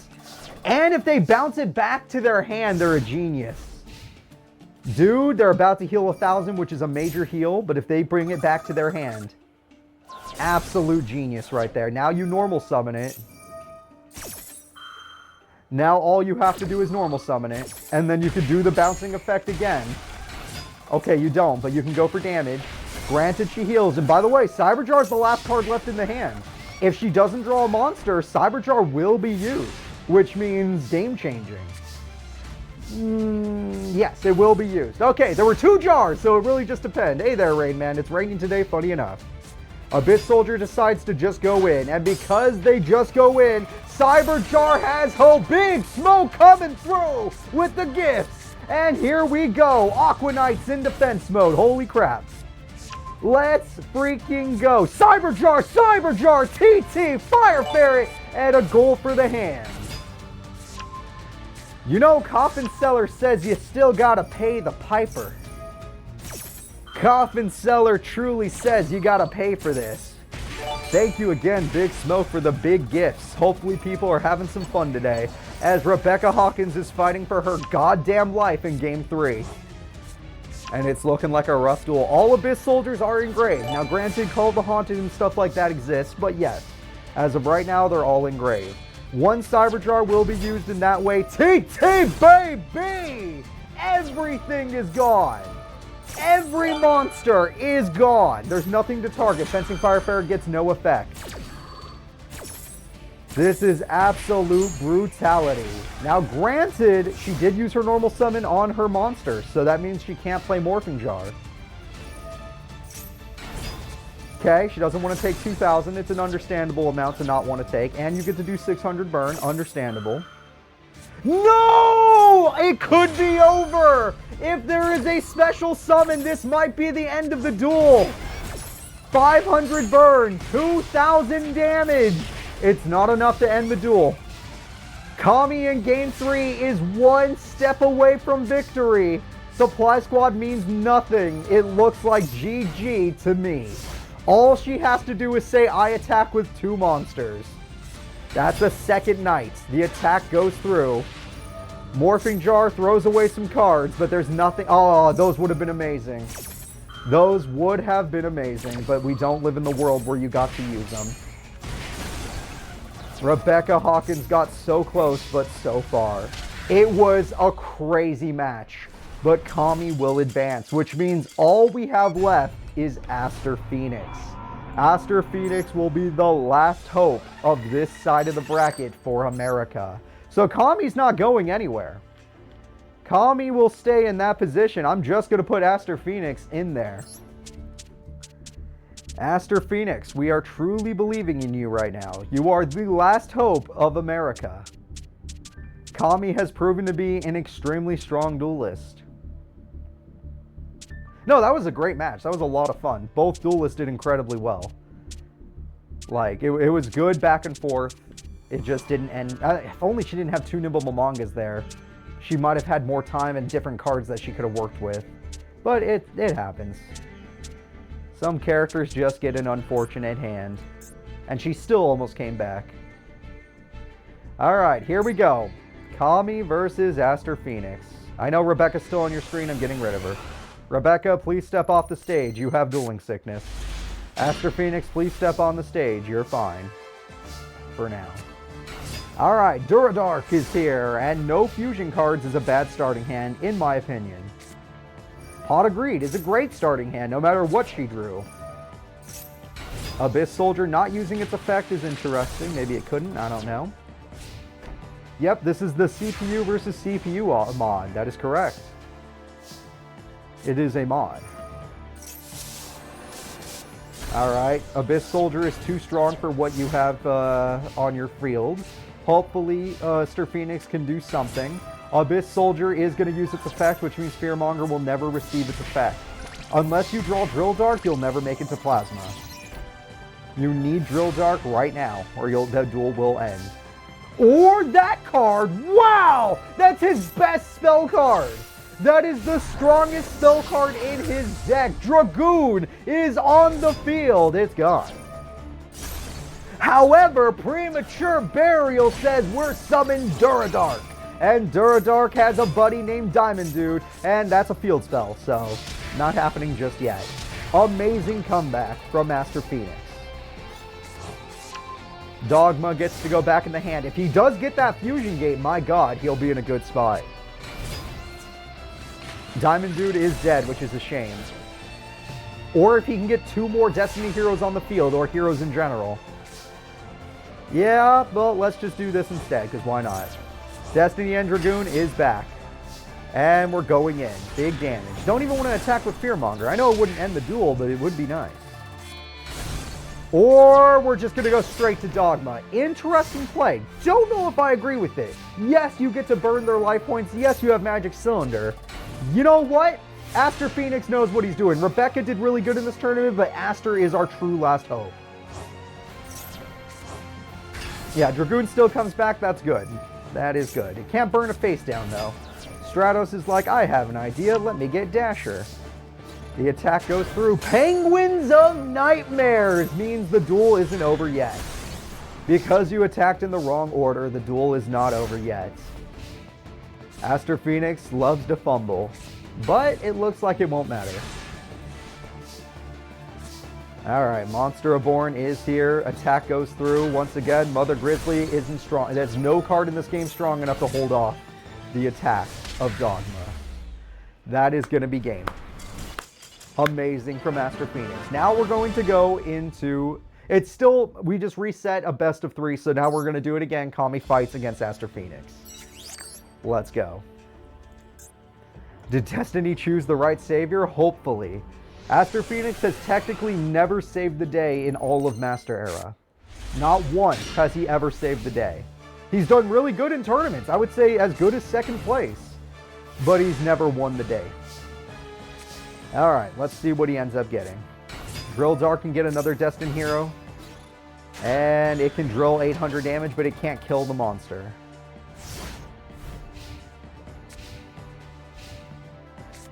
And we got Aqua Actress Place. We got a Silent Angler, which means Kami got her legendary Synchro. The Synchro she won from a tournament oh so long ago. And now with Premature Burial, she can make 2. Nope, might as well just beat the crap out of him. He got no spells or traps, which is really bad. No Fusion Destiny, no Fusion Gate, no Poly, no Hope. Alright, Heart of the Cards. No, that's not good enough. Yep, even he knows it. That's not good enough. Every card on the field is protected right now. It looks like Aster Phoenix just got run over. I'm pretty sure he just got run over. He will survive this turn, but I don't see him coming back. Unless he draws Fusion Destiny and has a crazy play I've never seen before. Yeah, he can't even afford that. He can't even afford Premature Burial. Aster Phoenix is going to fall in game 2. There is still game 3. Game 3 will be the deciding match. Kami is so freaking good. Kami is so freaking good, guys. This is it. The deciding match. Will Aster Phoenix fall? Or will Kami fall? If Kami falls, we will see the duel with the Guardian. If Aster Phoenix falls, then we skip over to Heartland Middle. But then we already know we're in a bad world. Stratos comes through. We get ourselves Dogma. 2 Dogmas, eh? He loves his dogs. American Academy. A threat since day 18, I believe. I don't remember when they first appeared, honestly. No, 18 was different. I don't know when they appeared. 19, maybe? White Aqua Dolphin is already here.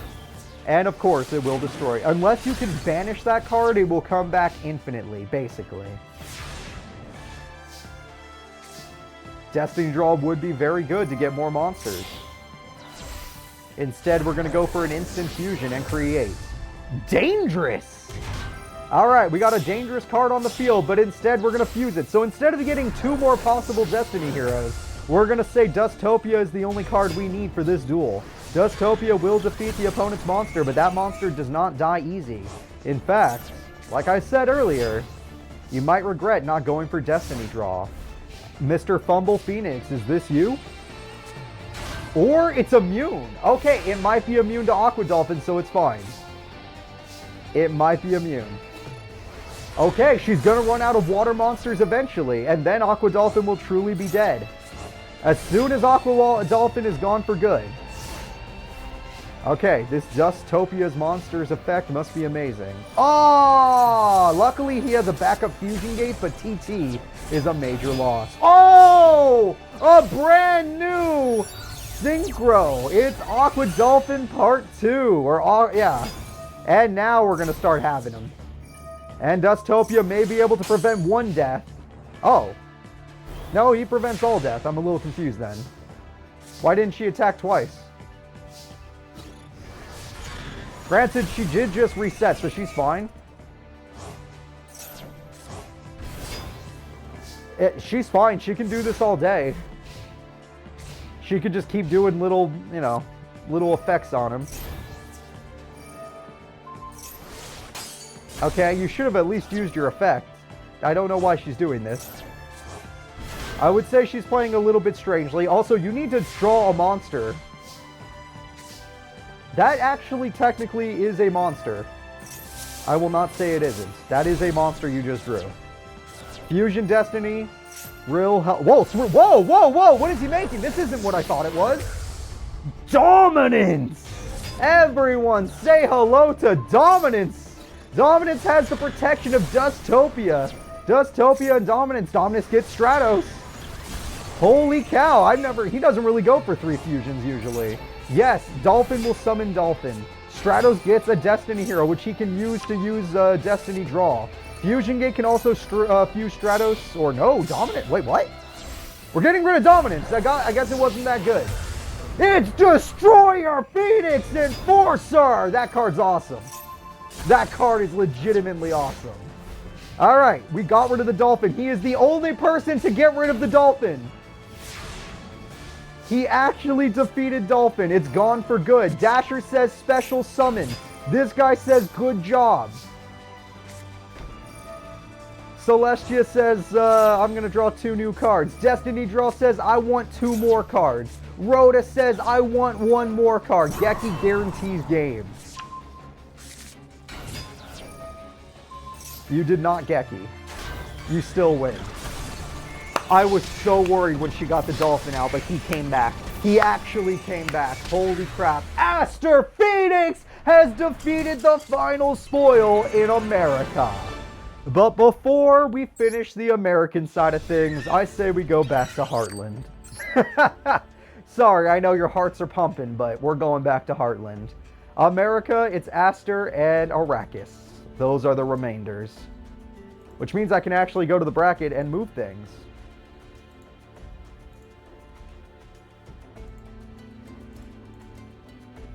Alright, the next duel will be Grog versus Zeus. Grog is going to be taking on Zeus. Meanwhile, at the middle school. Yeah, I know, basically, right? Let's see if Mr. Handyman can take on the guy who literally... I can't believe Anna Kaboom lost. Anna fought her heart out. She didn't do bad at all. It's just Zeus was that strong. Zeus wiped her field and stole her attack points. He had a 9k beater monster. How do you beat a 9k beater monster? That's my question. The answer is you don't. You lose the match. It ends horribly for you. All right, I'm looking for Zeus as we speak, and then we're going to do this. All right. Zeus versus Grog. Hands versus the literal Zeus. Our divine arsenal Zeus. All right. Let's do this. Both characters look like they're ready to duel. Mother Grizzly's a fine start because he'll just float into another level 4 that he needs. That card is also good, though, so he has to choose the right level 4 now. Make sure it's another Grizzly. Nope, that's a misplay. The AI doesn't understand Auction Token was coming, and because of that, he no longer has the monster he needs. A great start from Zeus. Supply Squad comes in. Magic Hand and Prominence Hand work together to create his, well, let's say the card, yeah, it's always the card he won. Good job, Big Smoke. I love the Summon Skull. The attack comes through for 900. I love Summon Skull so much, I made a whole deck around it and gave it to Vagrant. That's gonna suck. Oh, Zeus got his synchro. That's gonna suck for Grog. Oh, that's so fucking good. Oh my god, that's so good. Alright, well, Grog is looking stylish, and he's got himself a card. Okay, that's a smart play. Good play. Good play by Grog. Do not allow the Call of the Haunted. Things are bad enough as it is. 400 damage comes through. Supply Squad gets you a new card. That would have been useful earlier. Its use is kind of already gone. Fire Hand would be amazing. How about a Mystic Tomato? That's about as good as you're going to get. Hell, even Ice Hand would be amazing at this point. But he wasted it earlier. And you know he's going to get another Auction Token. Mystic Tomato needs to float into every tomato he's got. It's the only hope we have. The Ice Hand is here. Auction Token goes in. We have Ice Hand in hand. That's good. I don't know if the AI would choose it, but it's good. We have Magic Hand. That is also good. Another Trap Tricks card. Ice Hand is here and is willing to sacrifice itself. This is a good play. Are we going to hit Call of the Haunted? We're going to hit the Trap. I like that. I like that we go for the mystery.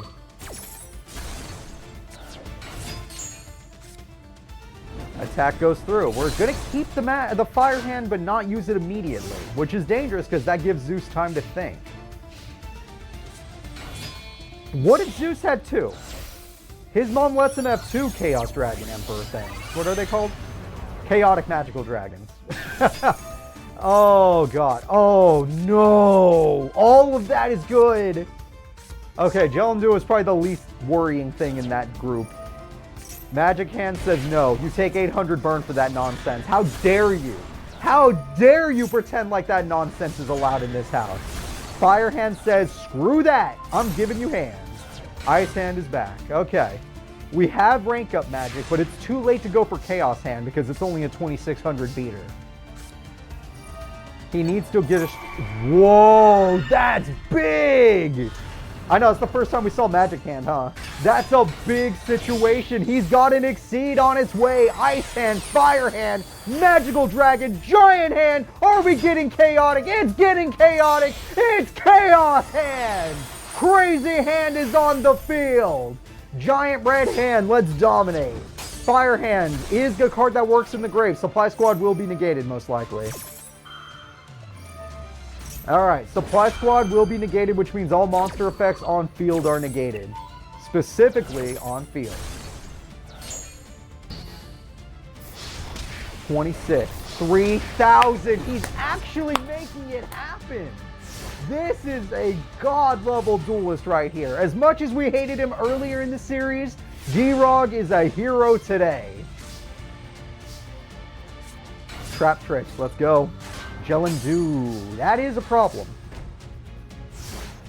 Jelenduo's passive invincibility is a problem. Freed is a problem, but he can negate it. It is one negate. He has one negate left. All monster effects on field are negated as of right now. However, Jeki is live. We thought he came back. We thought he came back, but he didn't. Everything on field is negated, except that, because it was face down. It's still over. Damn, that was an amazing duel from two great duelists. Ah, game one goes to Zeus. I can't believe how desperate that was. Game one goes to Zeus. Zeus is really strong. An amazing duel. All right, let's go ahead and you go to game two. Welcome. That was probably one of the best duels we've seen in the Master Era for a while. Both duelists did incredibly well. Down to the wire. Supply squad comes through. Mystic Tomato is here. Bottomless is important. This time he had it at the right time. Photon lead brings out Freed. Freed says no. But this actually benefits him because of Supply Squad.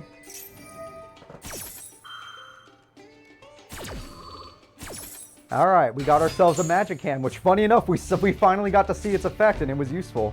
2 traps is a very scary affair. You might want your Chaos hand just to get past those traps. Okay, we're going to go for an Exceed. Are we going for Beater or are we going for Chaos? We're going for Beater. All right, Beater monster it is.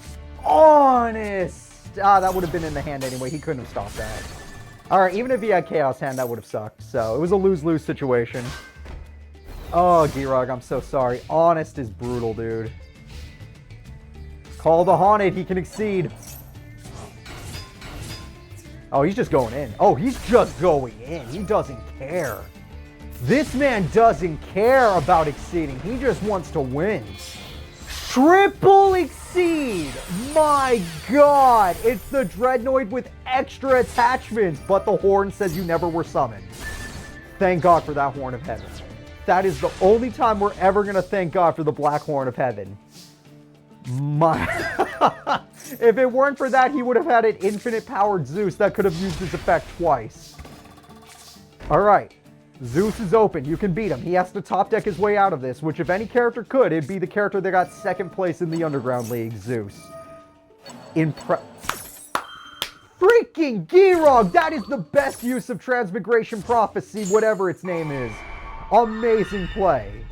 Amazing play. Monster Reborn gets ruined by Grog. One of the few characters that can ruin a Monster Reborn. Mother Grizzly comes through. Remember, when we used to show the stats of the characters, Grog's maxed out stat was always the Interrupt stat or the Solemn Judgment stat. He's one of the most annoying duelists to ever fight.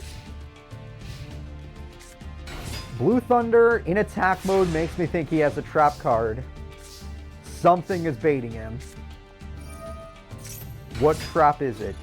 It's Luminize. Damn, that's too much! He's at 43! Rank up magic! Alright, we're finally gonna do it. It's too late, but we're gonna do it. Ranking up into Chaos. That's the problem. Luminize is bad. What a top. He top decked Monster Reborn and Pot of Greed? Are you serious? Those top decks are insane. And we're having a floater battle?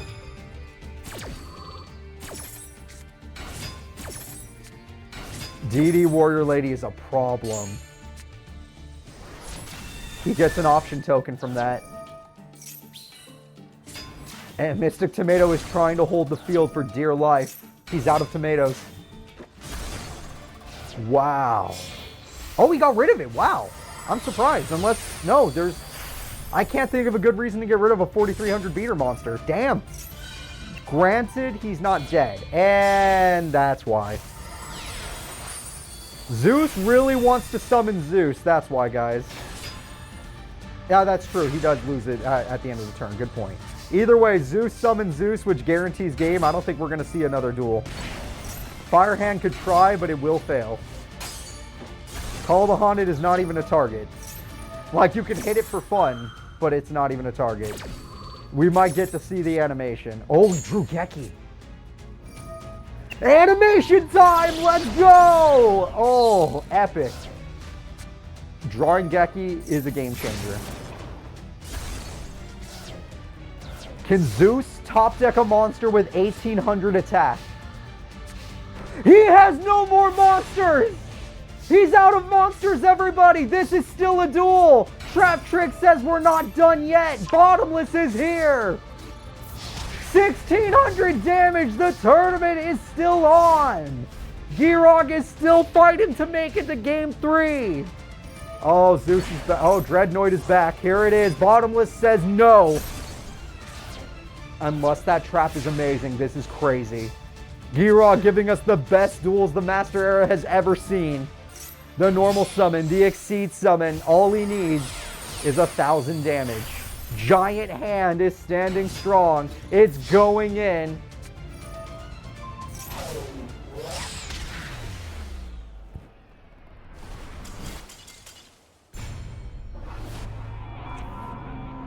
Grog is defeated.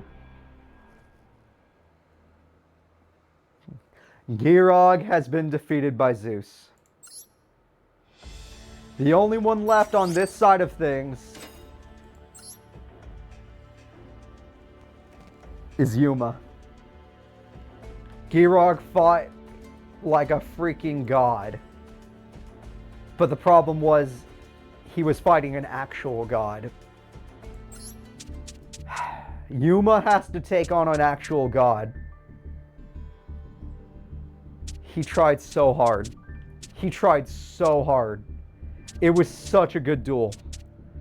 He almost took it to both duels from Grog were incredible. But he couldn't finish. Yuma is our last hope at Hardland Middle School.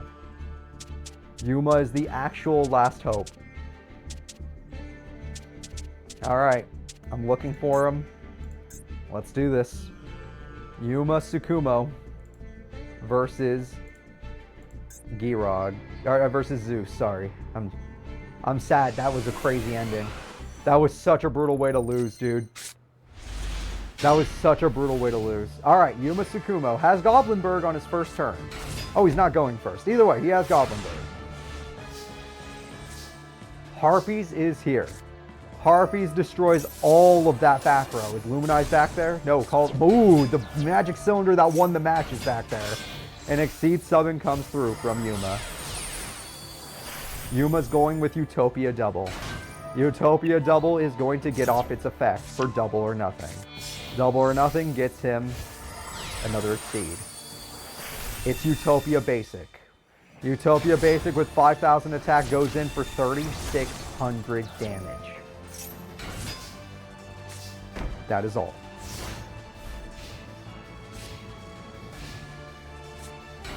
Exceed comes through. Both characters like to exceed.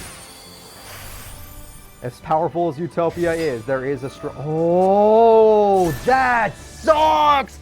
Zeus's lightning is called down and destroys the 5K Utopia, and Zeus himself is on the field. Damn. Goblinberg is his only hope. What? I mean, yeah, he would have used his effect, but at least you would have forced out his effect. You could have at least forced out his effect. Yuma, you're our last hope. You can't fuck this up, dude. Okay, that's fine, because at least he'll have to use his effect to get rid of that card. Unless he draws a monster right now. Harpies happens. It's fine.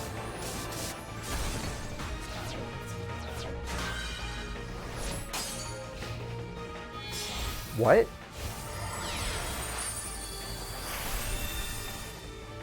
You could do that?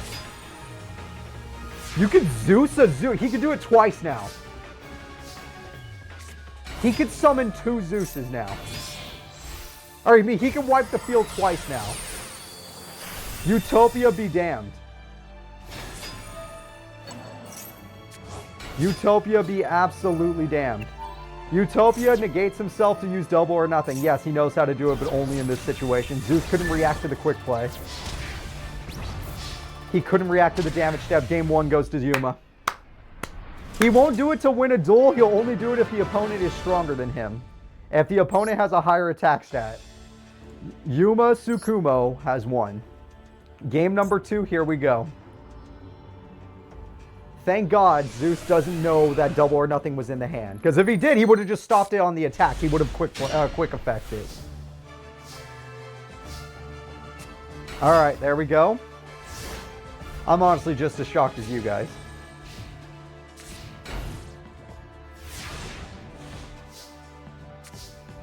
Yeah, we just saw it again. He started with double or triple Zubancho General. Monster Reborn comes through.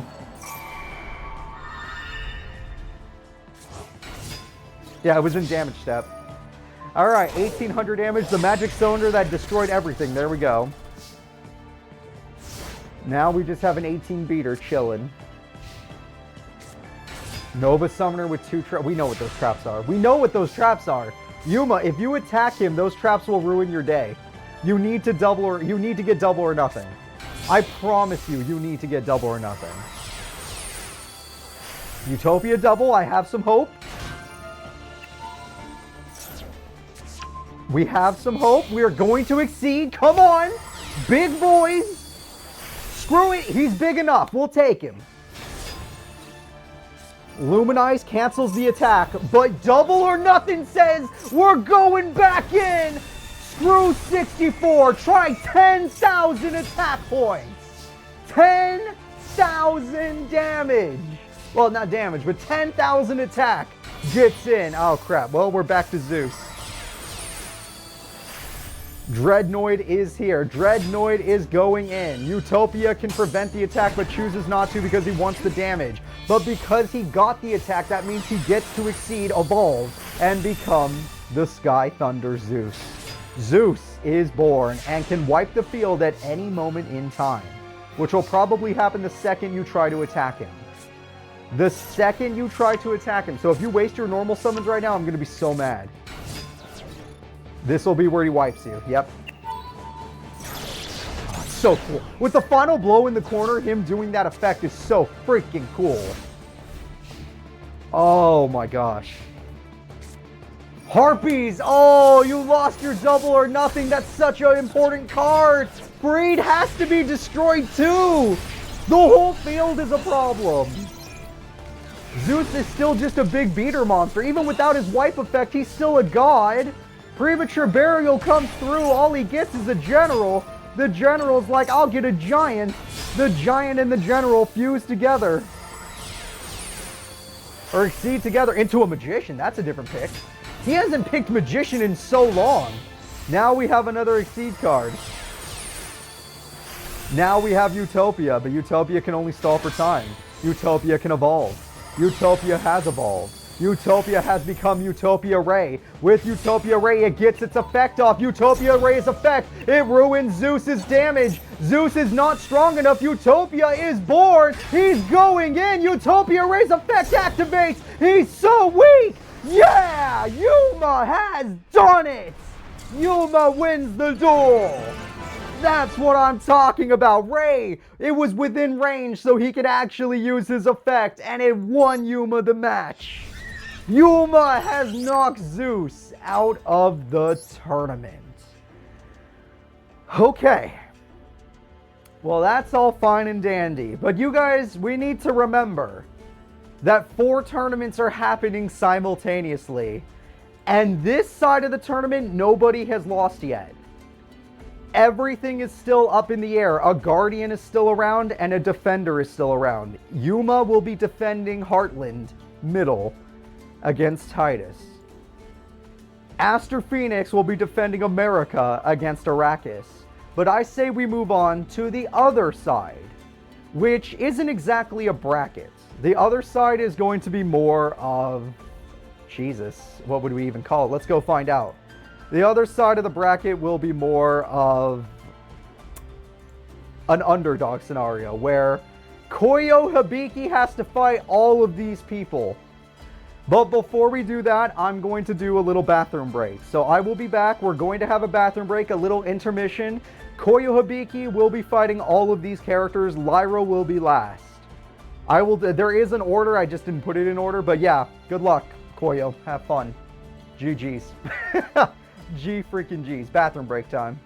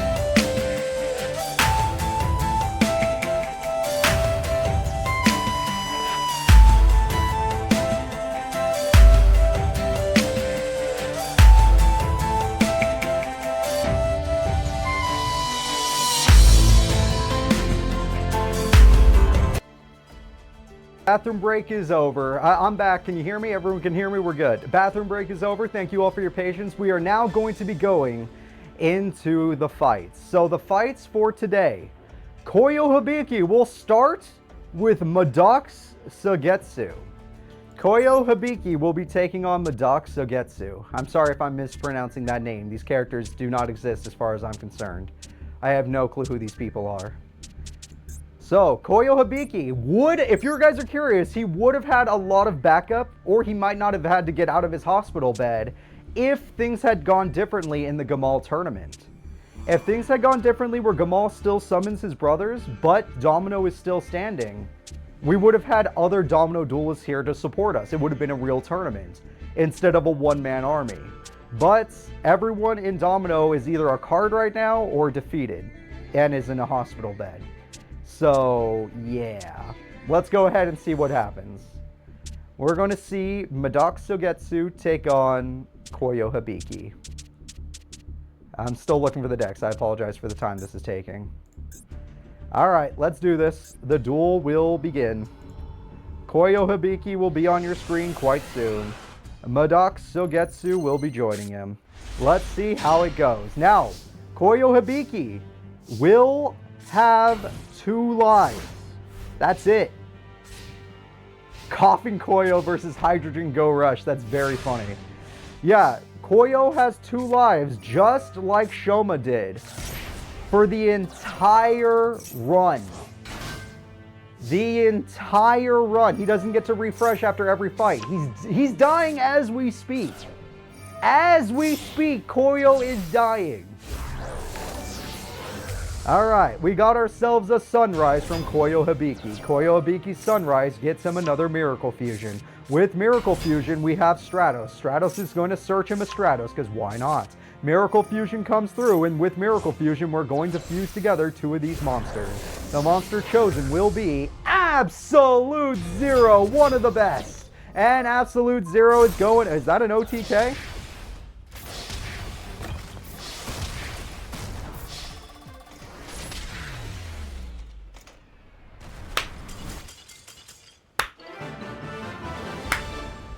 Holy shit. Alright, Coyo Hibiki came to play and has defeated Maddox Sogetsu in 1 fight. But he has to beat all these people twice. Every single one of them. It's going to be exhausting for the man who's literally having a heart attack as we speak. Coughing baby. Coughing Coyo wins. I like Coughing Coyo. That's his new name. I wish I could change it. Coughing Coyo, let's go. 1 of 10 victories. That's a very funny but accurate statement, yes. He did it, guys. Now he has to do it 10 more times. Of course he wouldn't search for Polly, because fuck me. I can't make the AI stop using that bad effect. Alright, Aqua Edge has been stolen. I don't know to what ends. That's not really a monster worth stealing. Yep, doesn't matter what Coyo it is, or I can't get him to use Blaze Man correctly. Mass Change is a pretty good top deck, though. Prisman goes in and destroys the Guardian Soldier guy. And we got ourselves a Fusion Summon. And this Fusion Summon does heavy damage. That's nice. Okay. Coyo's top deck did bring him back in the duel slightly, just barely. And Maddox Sogetsu is still setting up for his boss monster. Last duel we didn't get to see it because the duel was too quick. This duel we're probably going to get to see it. Stratos gets another Stratos. You could have used a Poly, but you just didn't want to search it. Lost Guardian is dead, and 2,500 damage goes through. He is not getting his combo off. He only requires 2 spell card, or 1 spell card to activate, and that monster to go through. But he didn't use it correctly anyway. He just used it for defense. He has so many cards to toss cards, and then he gets a super Mega Rock, but no, that's not what's happening today. Alright, attack goes through, attack goes through. I'm still confused why you didn't normal summon. You might want to mass... Oh, you can. It's during damage step. Oh, you drew a different one! He drew another mass change! What a top deck! Ah, 27's not enough. Why didn't you normal summon?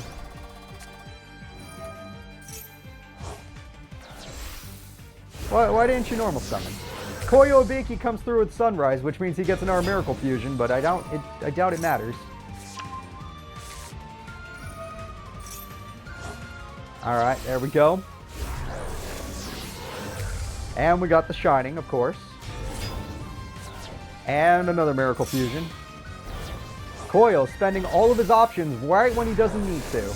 Now if his opponent has Geki, he's going to cry. That is his boss monster. Core is Koyo's ultimate monster, the card he just summoned. The last monster that's level 9. And of course, Maddox has every card in the world now. Shallow Grave is not bad, but it's not what he needs.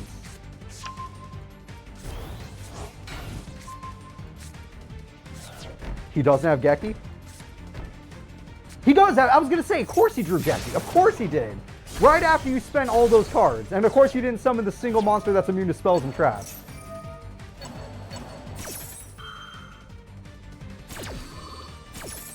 Alright. Well, you get Stratos back. That's not bad. Oh, Geki, you still have to deal with the Shining. But he did lose all of his Miracle Fusions, so now he just has basic Polys to look forward to. Or mass changes or stuff like that. Blazeman can get him Poly if he was smart enough. What does that card do? It gets Poly. Okay, there we go. That card also gets Poly. With Poly, we're going to fuse a Blazeman and a Stratos, and together they'll make a Great Tornado, who is useless against a bunch of face downs anyway. Great Tornado's effect means nothing. Morphing Jar will be destroyed. I'm more afraid of the triple traps. Giant soldiers, face down, it's useless. Triple trap, power wall! He had to throw away so many cards, but now Mega Rock Dragon is built. He can now do it. Maddox's combo, the Sogetsu style, has been completed. Harpies now makes no sense at all when you're not going in anymore. It actually was zero. There was 0 sense to that play. All right, here it comes. Morphing Jar again is very funny when you're decking yourself out. I don't know why you would do that when you kind of need rocks in the grave. Just do it. He didn't lose all 3, right? They didn't all go away. Or you could just block Dragon 2. Yeah, that's also good. Now, you see, you needed your Mega Rock. This was the perfect time for your Mega Rock. It was actually like peak timing to be a Mega Rock man. Instead, you put a Golem in attack mode, which guarantees game.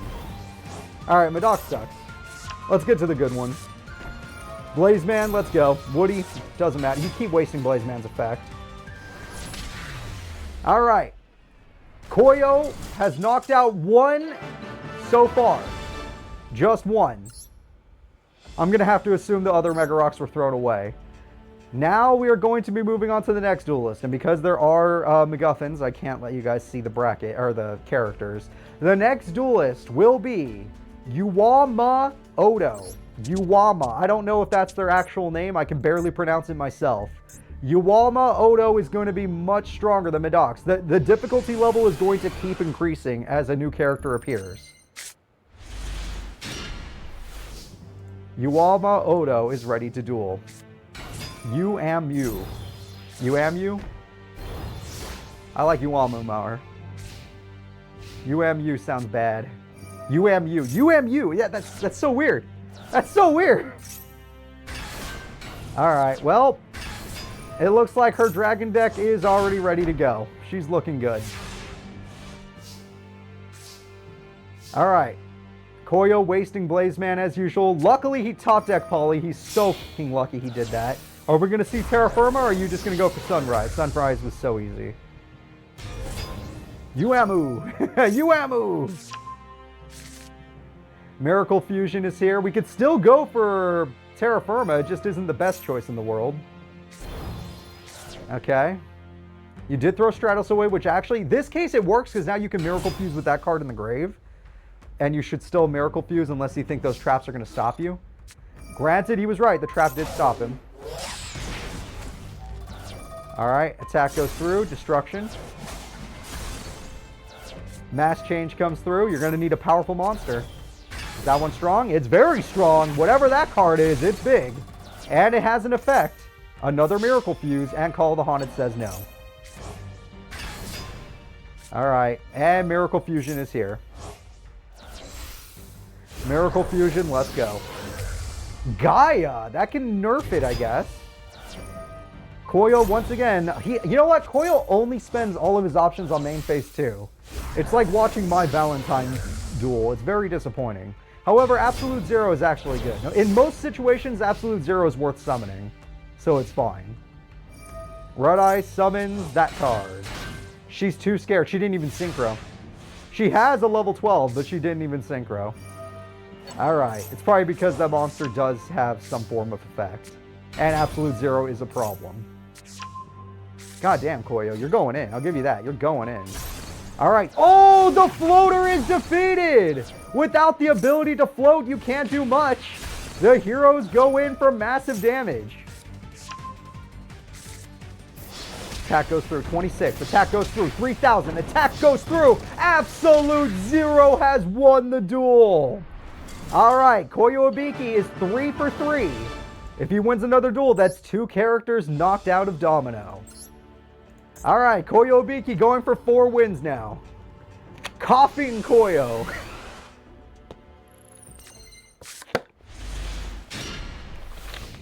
Alright. The heroes aren't giving up. 3 out of 10, that's correct.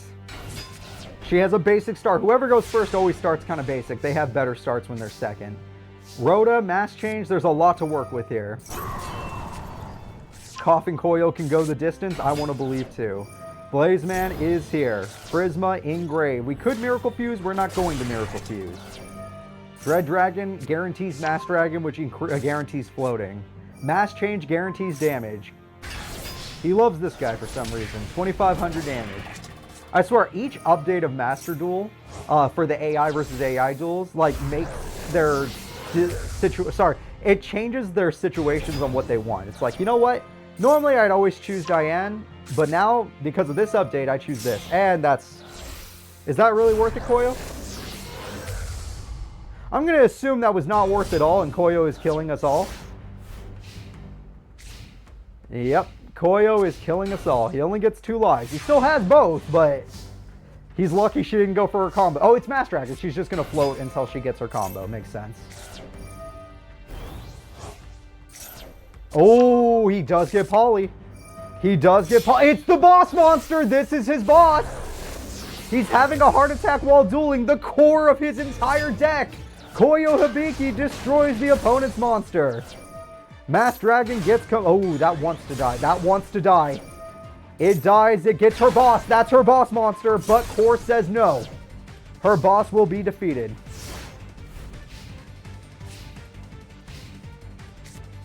Premature Burial comes through. The boss has returned. Now you can throw away more dragons to get out your other boss monster. Not like it's happened yet. We're still waiting on it. Rush Duelists don't seem to have a combo. That's like saying Bandit Keith and Maximilian Pegasus don't have a combo. We just aren't seeing them. Both those characters didn't have a combo today too. Hey, you actually search for Polly. On the one turn you wouldn't be able to use it. You actually search for Polly. Alright, Mass Dragon comes through. In testing, she uses the dragon. I think it's a must effect. The dragon effect where they throw away more dragons. Polly comes through. Of course, Core's gone. Damn it, Core's such a good card. Why are we throwing it away for fucking Gaia? You're throwing Core away for Gaia, you dumb I'm sorry. That's very rude. He's being an idiot. You have to agree with me on that. He is being an absolute fool. She got her monster back. We're still waiting for it. The combo isn't happening yet. There's her effect. She's going to throw away... Oh! It was Harpy Geki! Harpy Geki were glued together! Somebody call Kodami. We're exposing their bullshit. We're exposing their bullshit. Throw your dragons away. Where's your fucking spell card? We're going to see the spell eventually where she pulls off her thing. That was very lucky for Koyo. Here comes another one. That's part of her combo, but that's not going to... Yeah. As you guys could probably guess, this is her boss monster, but it's more like her ace monster because she has a card in her deck that's stronger. Technically her extra deck. We just haven't seen it yet. Alright, the Shining keeps attacking literally every other monster. I'm not going to spoil it. I'm waiting for it to happen. She's going to get it eventually. This can't keep happening.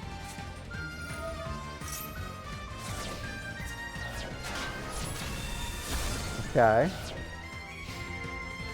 Koyo is still screwed. She lost Pot and Monster Reborn. These limited to 1 cards are glued together. The limited to 1 cards are literally glued together.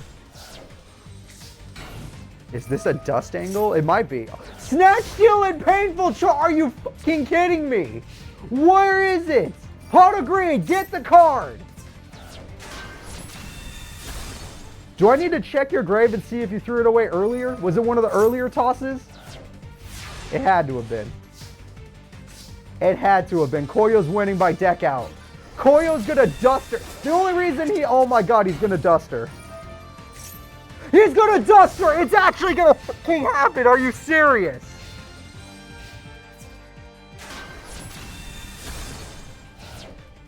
It's the end of the duel. It's in the it had to be in the beginning then. Or it's in her hand and she's unwilling to summon it. No, she isn't unwilling. She did it during test duels. We're waiting. Now, that was one of the fastest dust situations. I'll let you guys see that during the video where I reveal all the alternate routes. God fucking damn it. Alright, well. We're going into the next one. The next opponent that Koyo will have to face is Yuhi Odo. Yuhi Odo is next. I didn't think we'd see a dust today. No one was supposed to be deck out based today. But we saw a dust. All right, Yuhi Odo.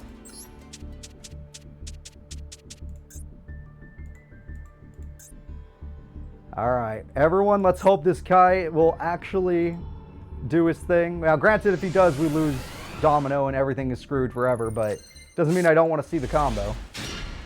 Yuhi Odo, let's go. Technically, we can say it. He's gone 4-0. That's not bad. Rhoda comes through.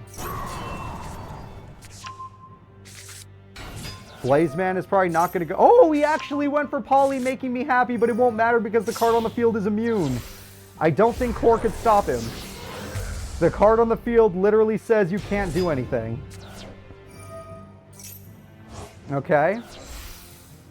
Earth and Wind create Sunrise, which can create more. Miracle Fusion again.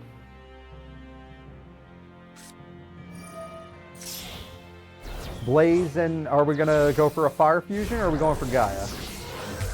We're going for Nova Master, okay, even though none of these guys can attack. Okay, they can attempt. Form change, yep, let's waste that on main phase 2. That's when everyone wants to see that. Let's just throw everything away. And now, Yuhi, you have everything. Blue Thunder in limit. Technically, he did get rid of Sunrise. And he gets the option token and it gets to stay on the field. Technically, it was a good play. Technically. But to be fair, it's not like he can defeat Core. Once he gets Core out, you can't do any special plays. Core is forced to destroy itself, but by destroying itself, it gains Sunrise, which gains more damage. And Miracle Fusion, which he'll use on main phase 2. Don't you worry, he'll do it. Yeah, I think Core is a constant threat, so now that it's gone, Yuhi can start playing. Now that Core is gone, the AI has to play correctly. Even though the Shining has 4,400 attack, and that's still going to be a big problem to deal with. You'll find it. You will not find it. It's fine. I don't know what this guy... What does Anki's effect do? He really likes Shining. Anki gets form change, which would be for game. But Electromagnetic Turtle says no. Give the kid another turn. He has plans. The kid has plans. He's going to show them off. Reason with the opponent. 4 Tuner Monster Harpies. Make sure the trap can't stop you. Cyber Valley. The fuck? Did I just see a fucking Cyber Valley attack? Are you fucking kidding me? Why? Why? All right, once again, you get another turn, and you still have your Tuner Monster because he attacked in the wrong order. So you got everything you need. Okay. You have a big synchro you could be going into, but I guess not. I guess me then. Unless that card is level 1 or 2, there was no reason to do that. Harpies. Magic Cylinder.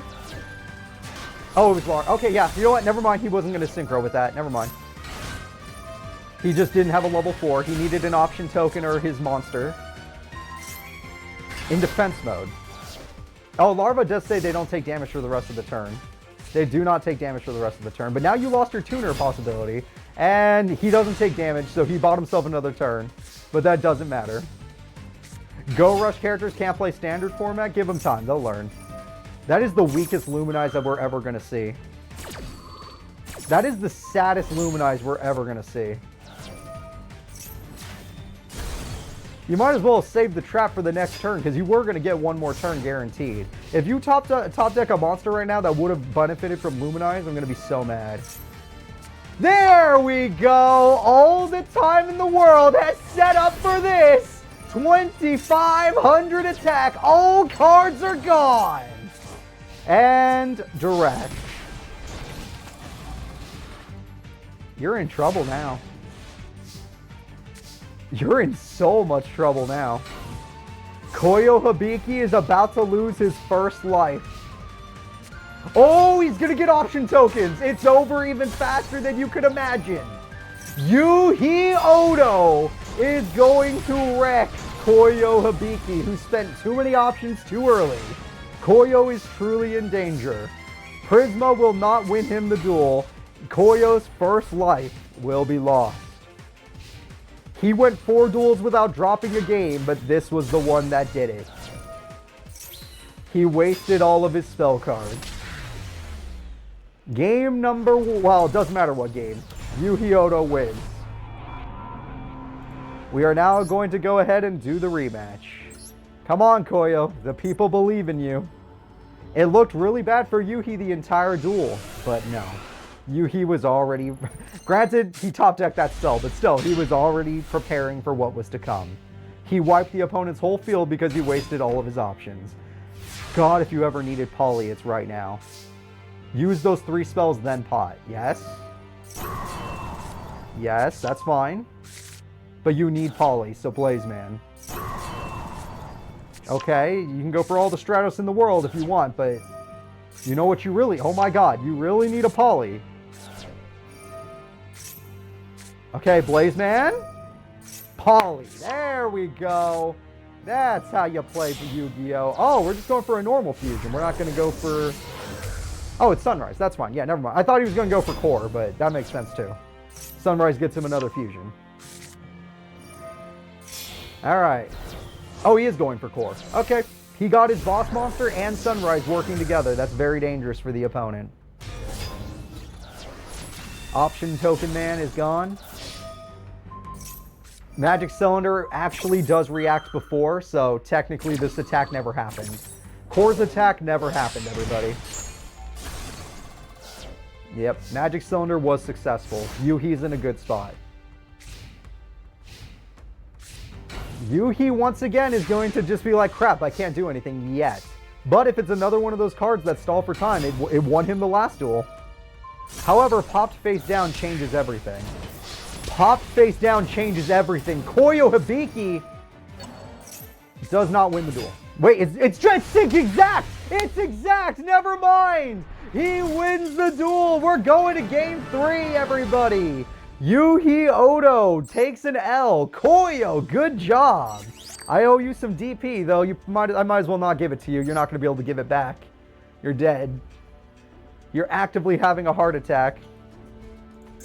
Alright. Yugi, let's go. Game 3, baby. That's a lot of form changes and a mass change, but nothing to actually do with it. Ooh, he's going to have it early. That's his boss. That's the boss of his deck. He didn't show it off until now, but there it is. That is Yugi boss monster. I don't know if you know about it, but it's really annoying. The Woodsman will become that card, which gets negated. Diane gets negated. But form change can happen during the battle phase, and with form change, he gets Anki. Anki gets rid of the tuner monster, and I believe Anki will get you a mass change. And form change gets you another fusion monster. This time it's Diane, and Diane does 2,800 damage. Alright, hopefully that set doesn't get harpies, because you're going to need mass change. He got his monster to destroy your monster. It's gone for good. Yeah, only 500 damage, but at the end of the day, it was just for removal. It wasn't for damage. And the opponent has a trap card, which is super dangerous. The Woodsman. Prism. Luminize. Ugh. 3,400 attack. Oh, God. All right. This guy's got 35. Oh, Koga comes through with a comeback. All right. Not bad from Koga. Pot of Greed gets some more cards. Koga standing strong. It's bigger than even the boss monster if he did summon it, which he did not, but if he did, it was bigger. Alright, Miracle Fusion. We do need a miracle right now to end this duel. We're going to put together Diane and Prism, and we're going to create Sunrise. Thank God, Sunrise is super good. Sunrise is going to have our back with an extra Miracle Fuse. You can still normal summon. He will normal summon. Sunrise pops the face down. It's limited removal, which technically... popping the face down monster would have been better now, but we didn't know. He was going for what he thought was the safer play, and I understand that. But now you cannot win the duel. He could have won the duel if he picked the monster that was face down.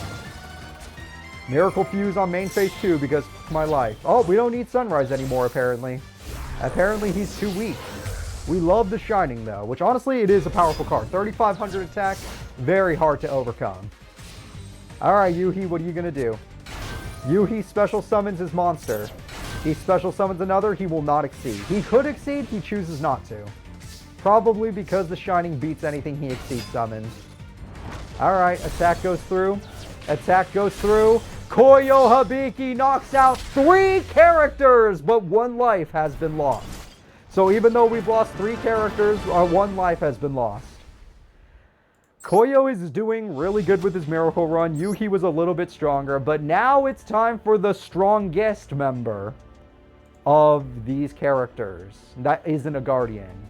His name is Udias Velgear. Udias Velgear will be stepping up to the plate. Let us see. Can Coyo make a miracle happen and knock out all 4 spoils by himself? Can he do it? Udias Velgear is ready. Coyo is ready. Let's freaking go.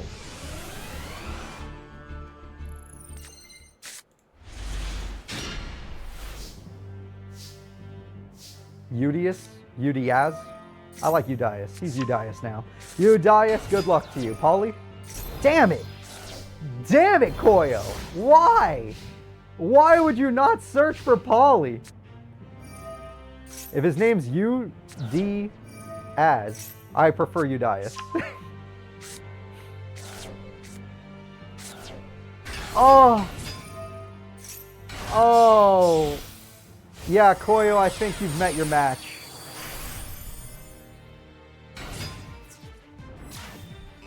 And Coyo Hibiki has died.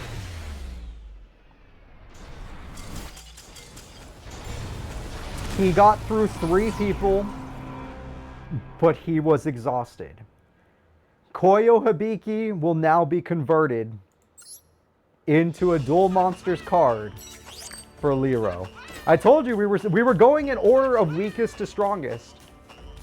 And Coyo Hibiki did his absolute best. But, like I said, just like last tournament, there are MacGuffins for certain situations, for certain time periods, for certain people.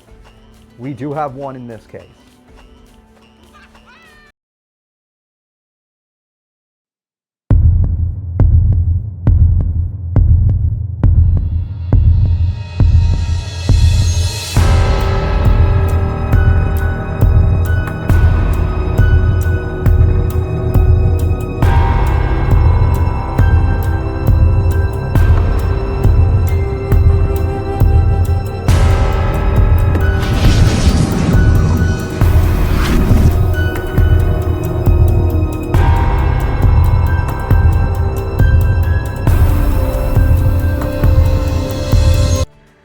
Alright, we are back.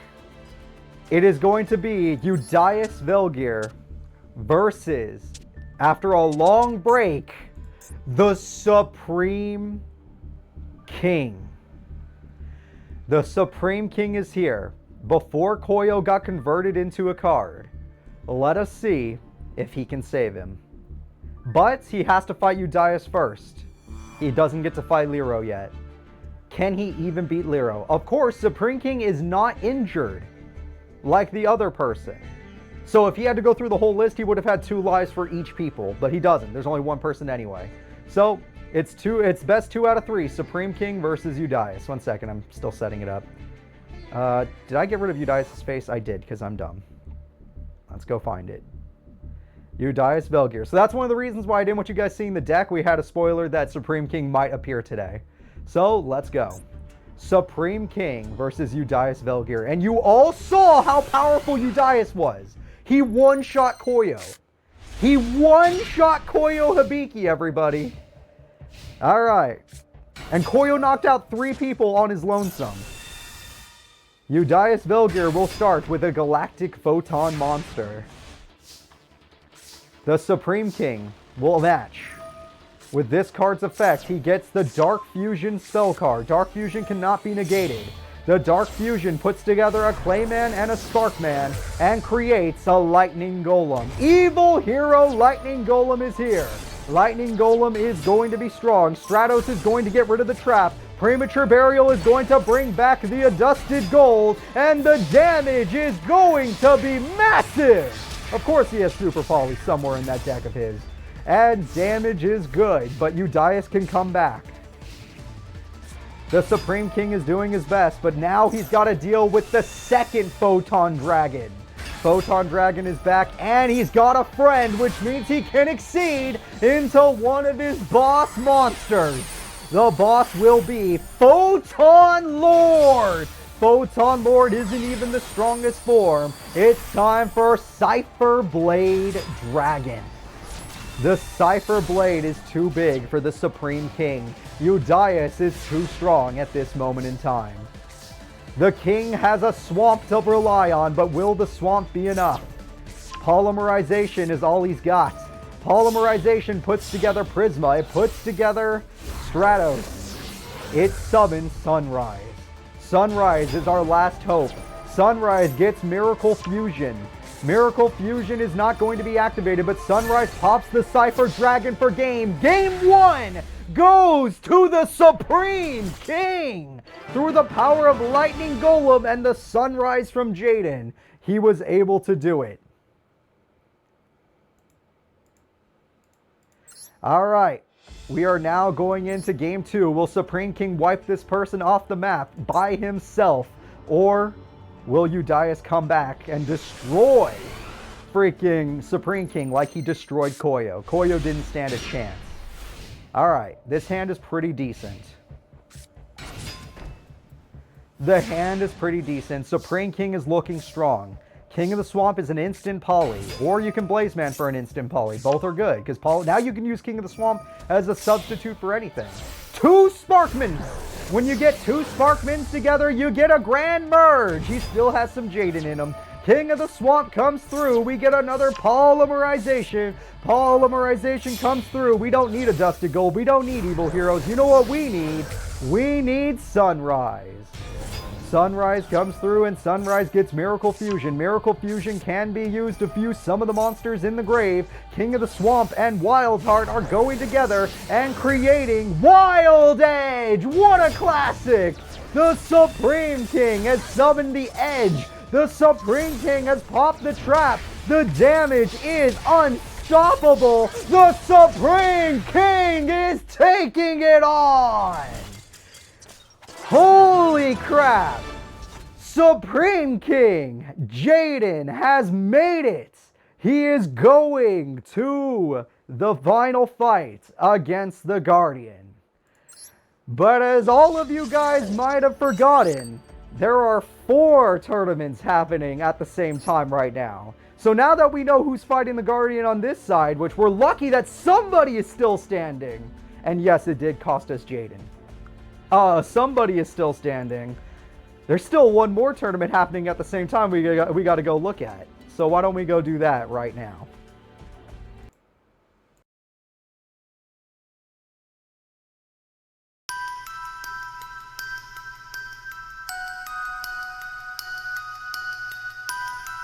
You remind me of him.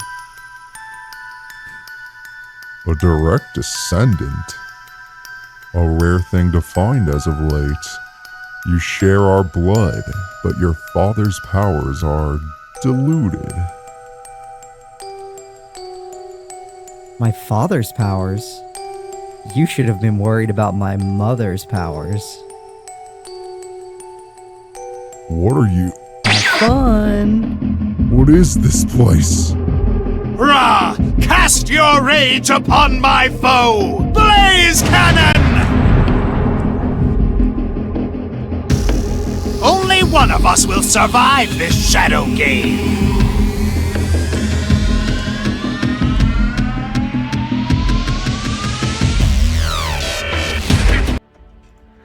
Oh yeah, here we go. It's time for Marik versus Delta. He's in the woods now. He's in the woods now. All right, Delta in the woods versus Yami Marik, who's been trapped for so long. And if you guys are curious, he was aiming at Anka for the second that she appeared in there. She's always waiting for her. He just happened to hit Delta. All right, let's do this. Yami Marik versus Delta. This should be a lot of fun. I'm going to set it up right now. Man doesn't even have time to summon an army because Yami Marik is on his ass. All right. Yep, the Egyptian God condition is back in effect, just like last tournament. So this could end in one duel. This could end in a single duel. Delta wins, it ends in one duel. If Marik wins by Raw, it ends in one duel. Let's go ahead and go. All right, let me... Jesus, I haven't used Marik in forever. Marik's been dead for a long time. Like, a long fucking time. Holy crap. And he's still... he's not dead, he's in the woods, but you know what I mean. He's been trapped for a long time. So here we go. Delta versus Yami... Oh, you guys can't see it, my apologies. Delta versus Yami Marik. Let's freaking go. 1, 2, 3, go. Okay. We are in. We're going to see what happens. This could end in one duel. It could end in multiple duels. Delta's hand looks disgusting.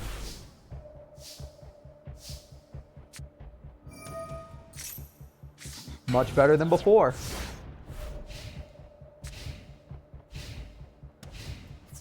Yami Marik summons Uragito during the battle phase, and technically no life points were gained or lost. He then summons himself a monster to get out more tokens for later. And he has a trap card. Oh, Skyrus caught on quick. It might be a little bit tweaked, but you're not wrong. Monarch is here. Uragito's like, ah, hell no. Ah, hell no. I ain't dealing with this. And Ryza can still attack. Ryza will attack, but that monster says no. I will get Metal Reflect Slime instead. 1900 damage will be dealt.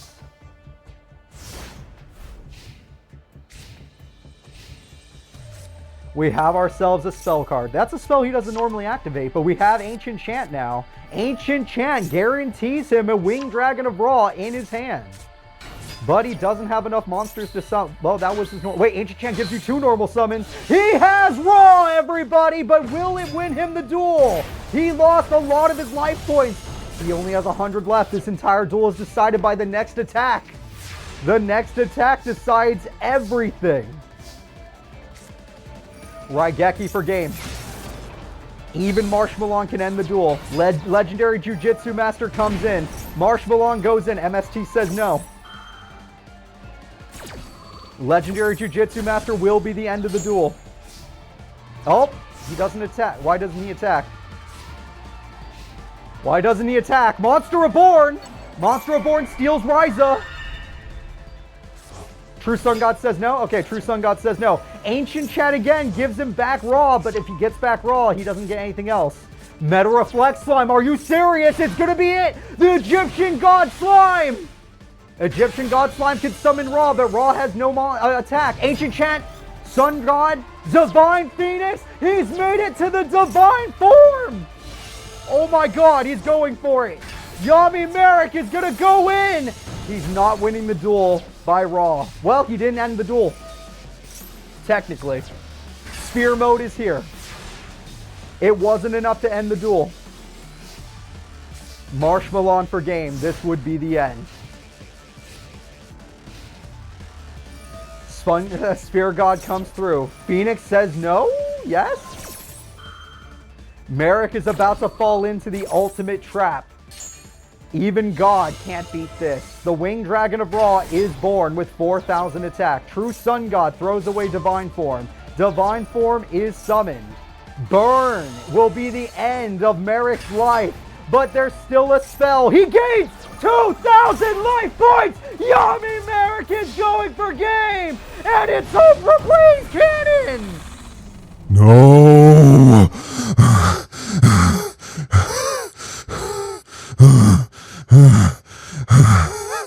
Why is there a freak with an Egyptian god here?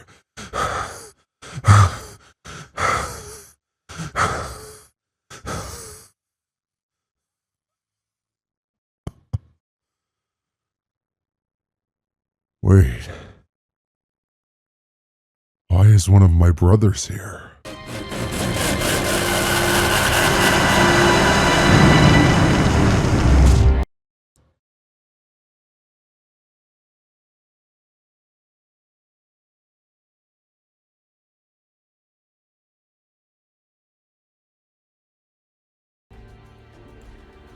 Okay, Yami Marik has won the duel. And it was by Raw. And it was thanks to that spell card. However, let's just admit it, Guardians are known for cheating and being poor sports. Delta ran the second he saw Raw attacking. He quit the duel and ran. Yami Marik did win, but Delta ran into something. For another time. Technically, one Guardian has been defeated officially. One Guardian is officially defeated. Gone, not going to be a problem anymore. We are going to be going back to the other tournaments now, for those of you that are curious. Let us do just that. So, I think I'm going to give you guys a choice. Which one would you want to see first? Would you like... Thank God for Yami Marik, by the way. Thank fucking God. Dude, the fact that he healed. The fact that he healed at the last second was the most epic thing in the world. Like, we knew the duel was over. He heals, he pops, and he blaze cannons his way to victory. It was fucking awesome. And yes, we avoided the worst timeline. And there's still... We still have 3 people that can save us. Alright. Which duel do you want first? Supreme King, please. Supreme King, please. Do you think that guy has the highest chance? Against the deck we haven't even seen? That was a Destiny draw. You damn right it was. That was a Destiny draw.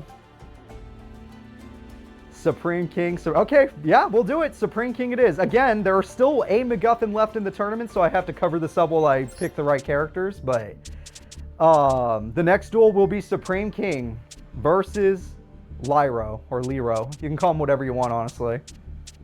I've never been good at pronouncing names, so that means you can do whatever you want with it. And since it's a character I created, I'm technically right. If I say all options are right, then it's right. Alright. Supreme King will be first. There are 3 Guardians versus 3 good guys. Every route, a good guy made it to the Guardian. Every single route. Aster made it, Yuma made it, and Supreme King made it. Coyo couldn't do it, but he did his best. I think Coyo did pretty good. He made it pretty far. That Udias guy was just really strong. Okay. There are no placements for this one. This one is a World War survival match. There are no placements. It's just survival. So, looking at this, we have Supreme King versus Liro or Liro. They are ready to go. They should be on your... They're not on your screen. Okay, they should be on your screen now. I'm just looking for their faces, and then we're going to start the duel. Liro is the only dueling deck we haven't seen. We've already seen Delta's deck was insanely strong. It should have won, but Marik's final card was the perfect counter. If it wasn't for Marik's final card being the perfect counter, everything would have gone a different route. Delta's deck was extremely strong, but the Supreme King is going to be fighting a whole new problem. Let's see how it goes. Remember, Supreme King has to win twice. Liro only has to win once. Supreme King doesn't have an Egyptian god to hide behind like Marik did. No, he just beat up a guy that was with Anka. He was like, Anka! Oh, who the fuck are you? Wow, it just got him. You can tell who's in control of the woods right now. Oh boy. Oh yeah. Oh yeah. Not only did you have a bad start, Supreme King, by doing a bad play, but things are gonna get bad. And Stratos comes through. Stratos gets a brand new Destiny, or Evil Hero. That brand new Evil Hero will be used for fusion. Vicious Claw with King of the Swamp creates Malicious Fiend, which is strong enough. I will give him credit. That card is strong enough to beat them, but all of those cards wanted to die. Every single one of those cards were willing to die. Gores exist. Yeah. Yeah, that's not looking too good for the king who already lost his fusion card. Okay. You know what? He doesn't have any more Insector combos yet, but the Supreme King still... Oh, can that get you a fusion? No, you just want the damage. Okay. I guess 2100 attack is a decent chunk if this guy has no defense. Nope, he had defense. You're going to regret what you just did. You're going to regret it. Foolish Burial, yep. Put it down a card that can be equipped, and there we go. 2400 attack. Use the card from the grave. Got more equips. Use the card for popping. Pop your own card to get your own effect off. Your own effect becomes special summons. Dragonfly is one of the most important cards there is.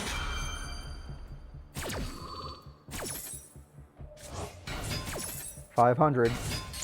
Yami Marik and regular Marik aren't the same person. Regular Marik, Shizu, and the other ones are all gone. They're all gone. Odeon was the only one that didn't die. And even then, he didn't really do much with his life. Sadly. Alright, and there's a card that even Weevil uses.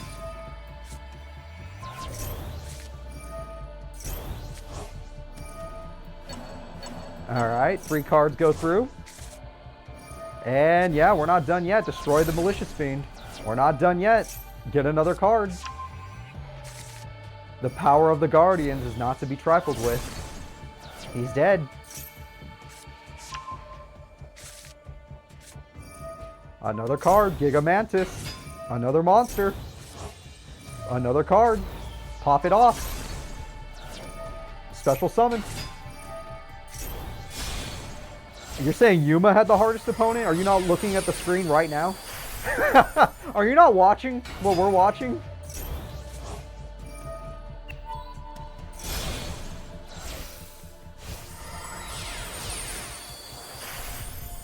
Not looking great. Looks like death to me. The Supreme King has failed. Supreme King has failed. If a Guardian wins, that means the next tournament might be our last. But technically, because enough time has passed, and because someone truly gave in to their item, there is one MacGuffin left. There's only one MacGuffin left in the entire series. This is it. If this one doesn't work, it's over.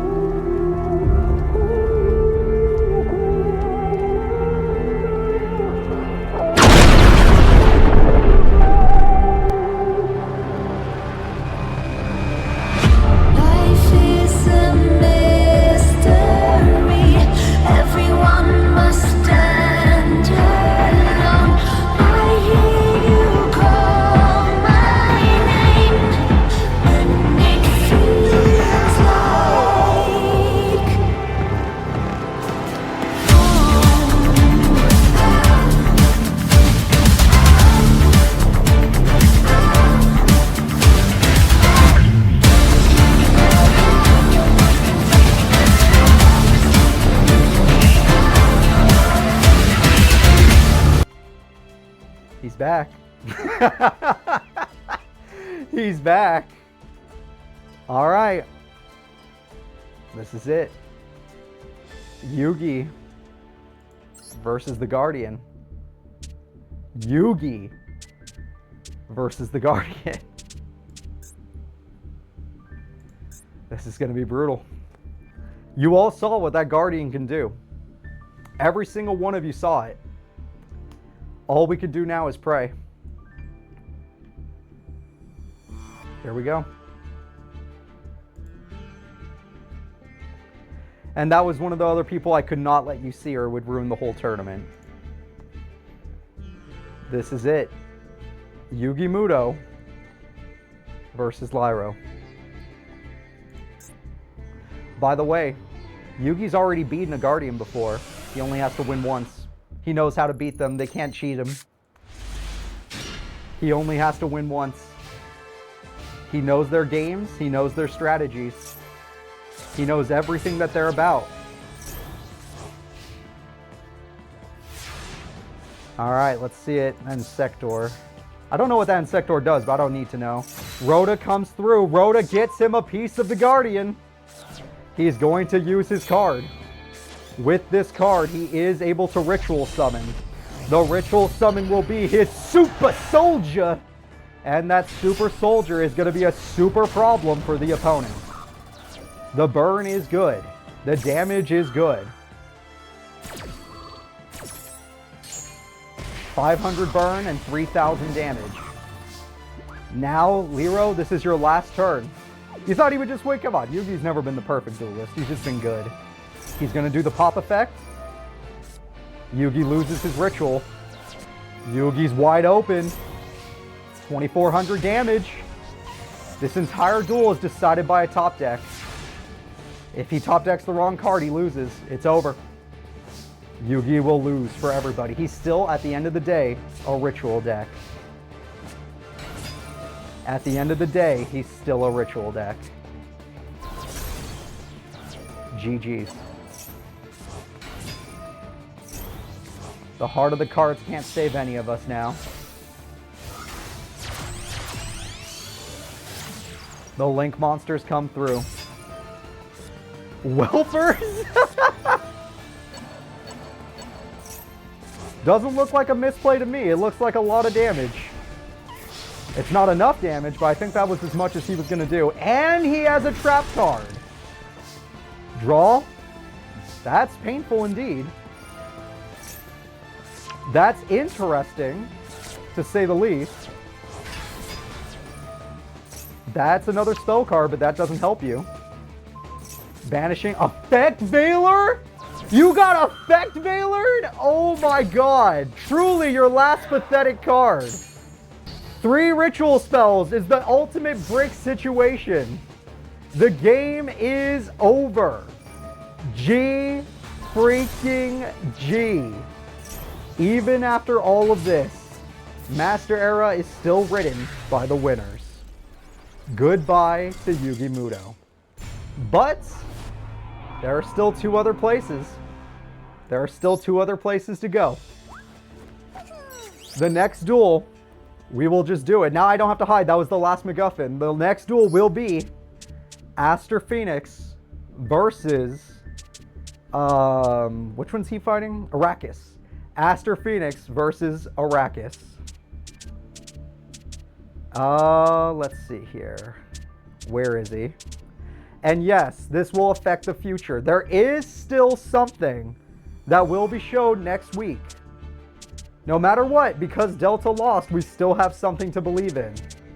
But how bad next week will be is determined by how many Guardians are still standing. Liro is still standing. Delta is not. All right, he's top row? Arachus, yes, you're right. Sorry, I got to get rid of the faces too. Arachus and Aster Phoenix. Both characters are ready to go. Aster Phoenix, let's go. Arachus, let's go. The game will now begin. 1, 2... The ritual spell in his hand does not work that way. He needed a level 4 monster for that one to work. He painful choice the wrong card. All right, Aster Phoenix, Arachus, start duel. Yeah, yep, we're good. We're good. Just making sure I got it right. I he's on top, but that means he's on bottom because he's player 1. So I sometimes mix me up. Yeah. All right, Fusion Gate is a good start for Aster Phoenix. That means he actually confused. But how many Guardians are still going to be going through? Remember, Aster's not Yugi. He hasn't beat a Guardian before, which means he has to win twice. And it's already looking kind of bad, given that the opponent started with a Fusion Monster and 2 Trap cards. And 2 Trap cards. Fusion Gate. Fusion Gate comes through. We're going for a triple fusion, which sounds scary. Dominance. The power of dominance is on. It's gone. Okay, I'm so confused. We fuse dominance to destroy dominance, but we do get Destroyer Phoenix Enforcer. So something amazing is obtained, but that card says he will not be destroyed. According to that card, he will not be destroyed. Aster Phoenix has used everything. Absolutely everything. Link Summon is here. Test Panther is here. Gladiator Beast United is here. He did this last time. We saw him do it. Giselle gets out of Fusion. The Fusion is stronger than Aster Phoenix. During damage step, he can't chain it. And he gets 2 monsters. There's the Fusion Gate. All of them are going to lose. Shoma lost. Yugi lost. Supreme King lost. Coyo lost. Technically, Yami, Marik, and Anka won. The villains seem to be doing pretty good. Aster Phoenix, I don't know how you come back.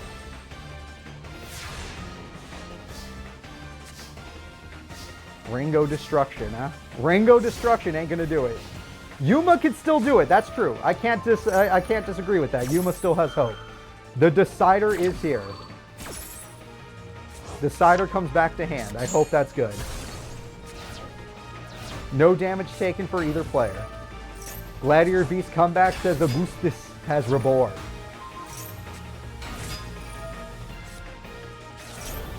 All right, Murmillo is here. We have ourselves an attack. The attack goes through. The attack goes through. Absolutely brutal. And what are you going to get? Ah, get him out of here. Get him out of here. He can't play Yu-Gi-Oh! GG, baby. Are you serious? You thought you could fight a Guardian with this deck? Every single Guardian deck should remind somebody of a time period in Yu-Gi-Oh! Every single one of them. Now granted, he's not allowed to attack with those monsters, but he's just going to link them away, so now he can attack. Why did anyone trust Aster? I don't know. The only hope Aster has is he gets Pot of Greed, and then Pot of Greed becomes something.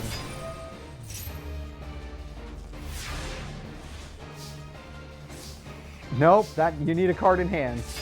In attack mode, does he do piercing? Is that why? He can't attack. Is there a reason he can't attack? Is there an effect I'm not seeing? Is it Phoenix engraved?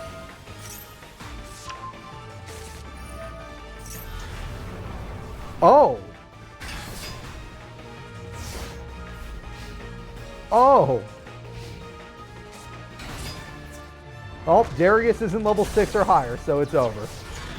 Aster Phoenix, America has fallen. America has fallen. All right. Where was Destiny? Where was your Destiny, Aster? No Destiny Fusion. With Aster Phoenix fallen, there's only one area left that can be okay. Yuma versus... let me go find Yuma. Yuma versus Titus. And I don't think Titus's deck is any easier. Alright, Yuma, there he is. Yuma's ready. Yuma has to win twice. Where's Titus?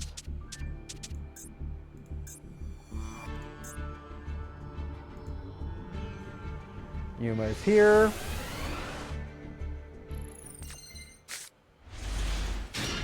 Titus is here. We are good to go. All right, Yuma, we believe in you. Someone has to. Who's even alive at this point? There's no more MacGuffins. There's no more. Yuma winning here only makes it so that next tournament isn't so bad. So that we have something to fight back with. That's it. It's not... There is no peace. There is no more peace. Even one Guardian getting through meant there was no peace. There was no route where we just sweep this under the rug like it never happened.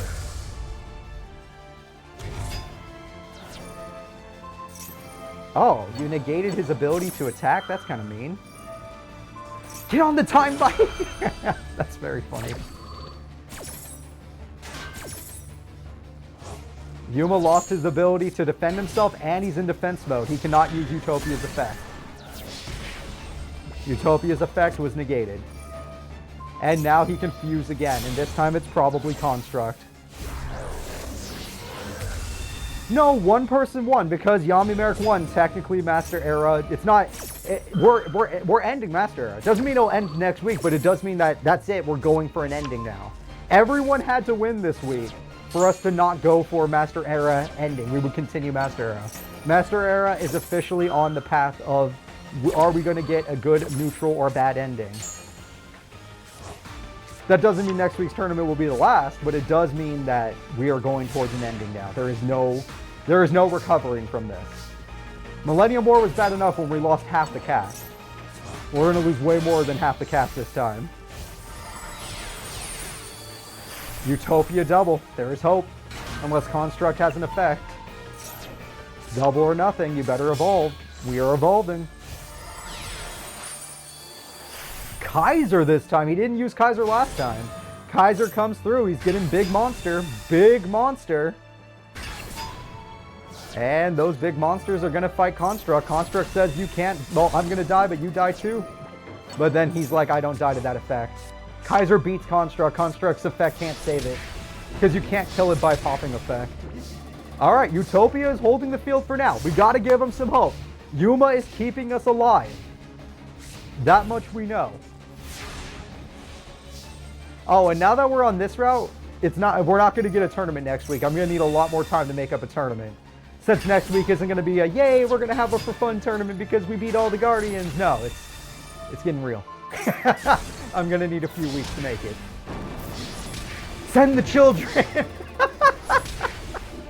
People, this series has showed me how willing people are to send in the children if their lives are altered in any way. It's like, oh no, this series I like watching is coming to an end. Kill as many kids as possible to stop that from happening. That is basically what chat is. They're like, do whatever it takes. Do whatever it takes. Throw every child in the world at him. Alright, we have ourselves an Exceed Summon, not even necessary. This is the best showing I've seen so far. Yuma is giving us the most hope. Titus! The Shadol deck is losing. The Shadol deck is legitimately losing. If Yuma wins one more time, we've never been this close. If Yuma wins one more time, we are good. Let's go. Ooh. Next tournament's gonna be fucking fire. If he wins this, it's gonna be fire, because that means there's 2 Guardians left, but only 2. Ooh. Ooh, baby. Alright, that's a good card to set because it has the defense ability where it doesn't die. However, Shadol Fusion, even though it's just a basic spell card, it does its job. That card looks scary. That's a Shadol Fusion I don't know personally. This is the last duel. All 4 tournaments will have been done. This is officially the last duel and determines what trailer we get for next week.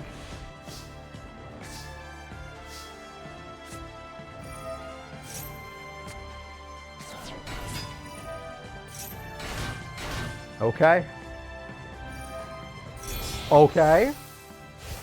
Interesting. Yuma's got Utopia double. He's got plenty of monsters. If Yuma wins, we have higher odds of making it to episode 100, but not good odds. If Yuma loses, we basically have 0 odds of making it to episode 100. There's like no chance. Ooh, a trap fusion card. Yuma! It's Winda! No more special summons! The attack goes through. Yuma can do a lot of damage, but Winda says no. No more special summons. Nope. Remember, the opponent has to have more attack than him for him to use the OTK thing. He has 5,000 attack, so unless they have 6,000, he's not using his effect. I don't know why they fused for that. Oh, you can negate its effect. Shadal can't beat 5k. At the end of the day, Shadal cannot beat 5k. Alright, we got ourselves that. Another fuse. All the kid did was set. Why are you fusing? All the kid did was I set a card. Oh, Winda part 2? Alright. Infinite Shadal fusing. You can't beat 5k yet, but she'll find a way. Or he'll find a way. Sorry, Shadals are all females, I think, but they'll find a way. He's trying to feel the flow. Well, I don't know how he gets through all of these cards. Winda says he can't do a bunch of special summons, which means he can't exceed, because it costs special summons to get to an exceed. He's in defense mode. He's negated. He's negated, and in defense mode, Yuma might be done for. That might be it. 3 Guardians might be advancing. Monster Reborn, that's a special summon right there. He got rid of Winda, which means he's unlocked now, but he still has to pull stuff off. He's not willing to do the combo. He had a combo he could do. He's not willing to do it. Yuma was the only one to take a game on the Guardian, other than Yami Marik. Yami Marik destroyed that Guardian. No, actually, the Guardian should have beat Marik. That was so close. Oh, God. Oh, it's going back to her hand. And then you can use it as fusion. Oh, my God. Amazing. Freaking amazing. Titus, you're unstoppable. Unfreaking stoppable. The attack goes through. The attack goes through. Life points remain, but not many. Half or nothing. I think half is still too much. Hope is a lie. Master Era is going on its darkest route.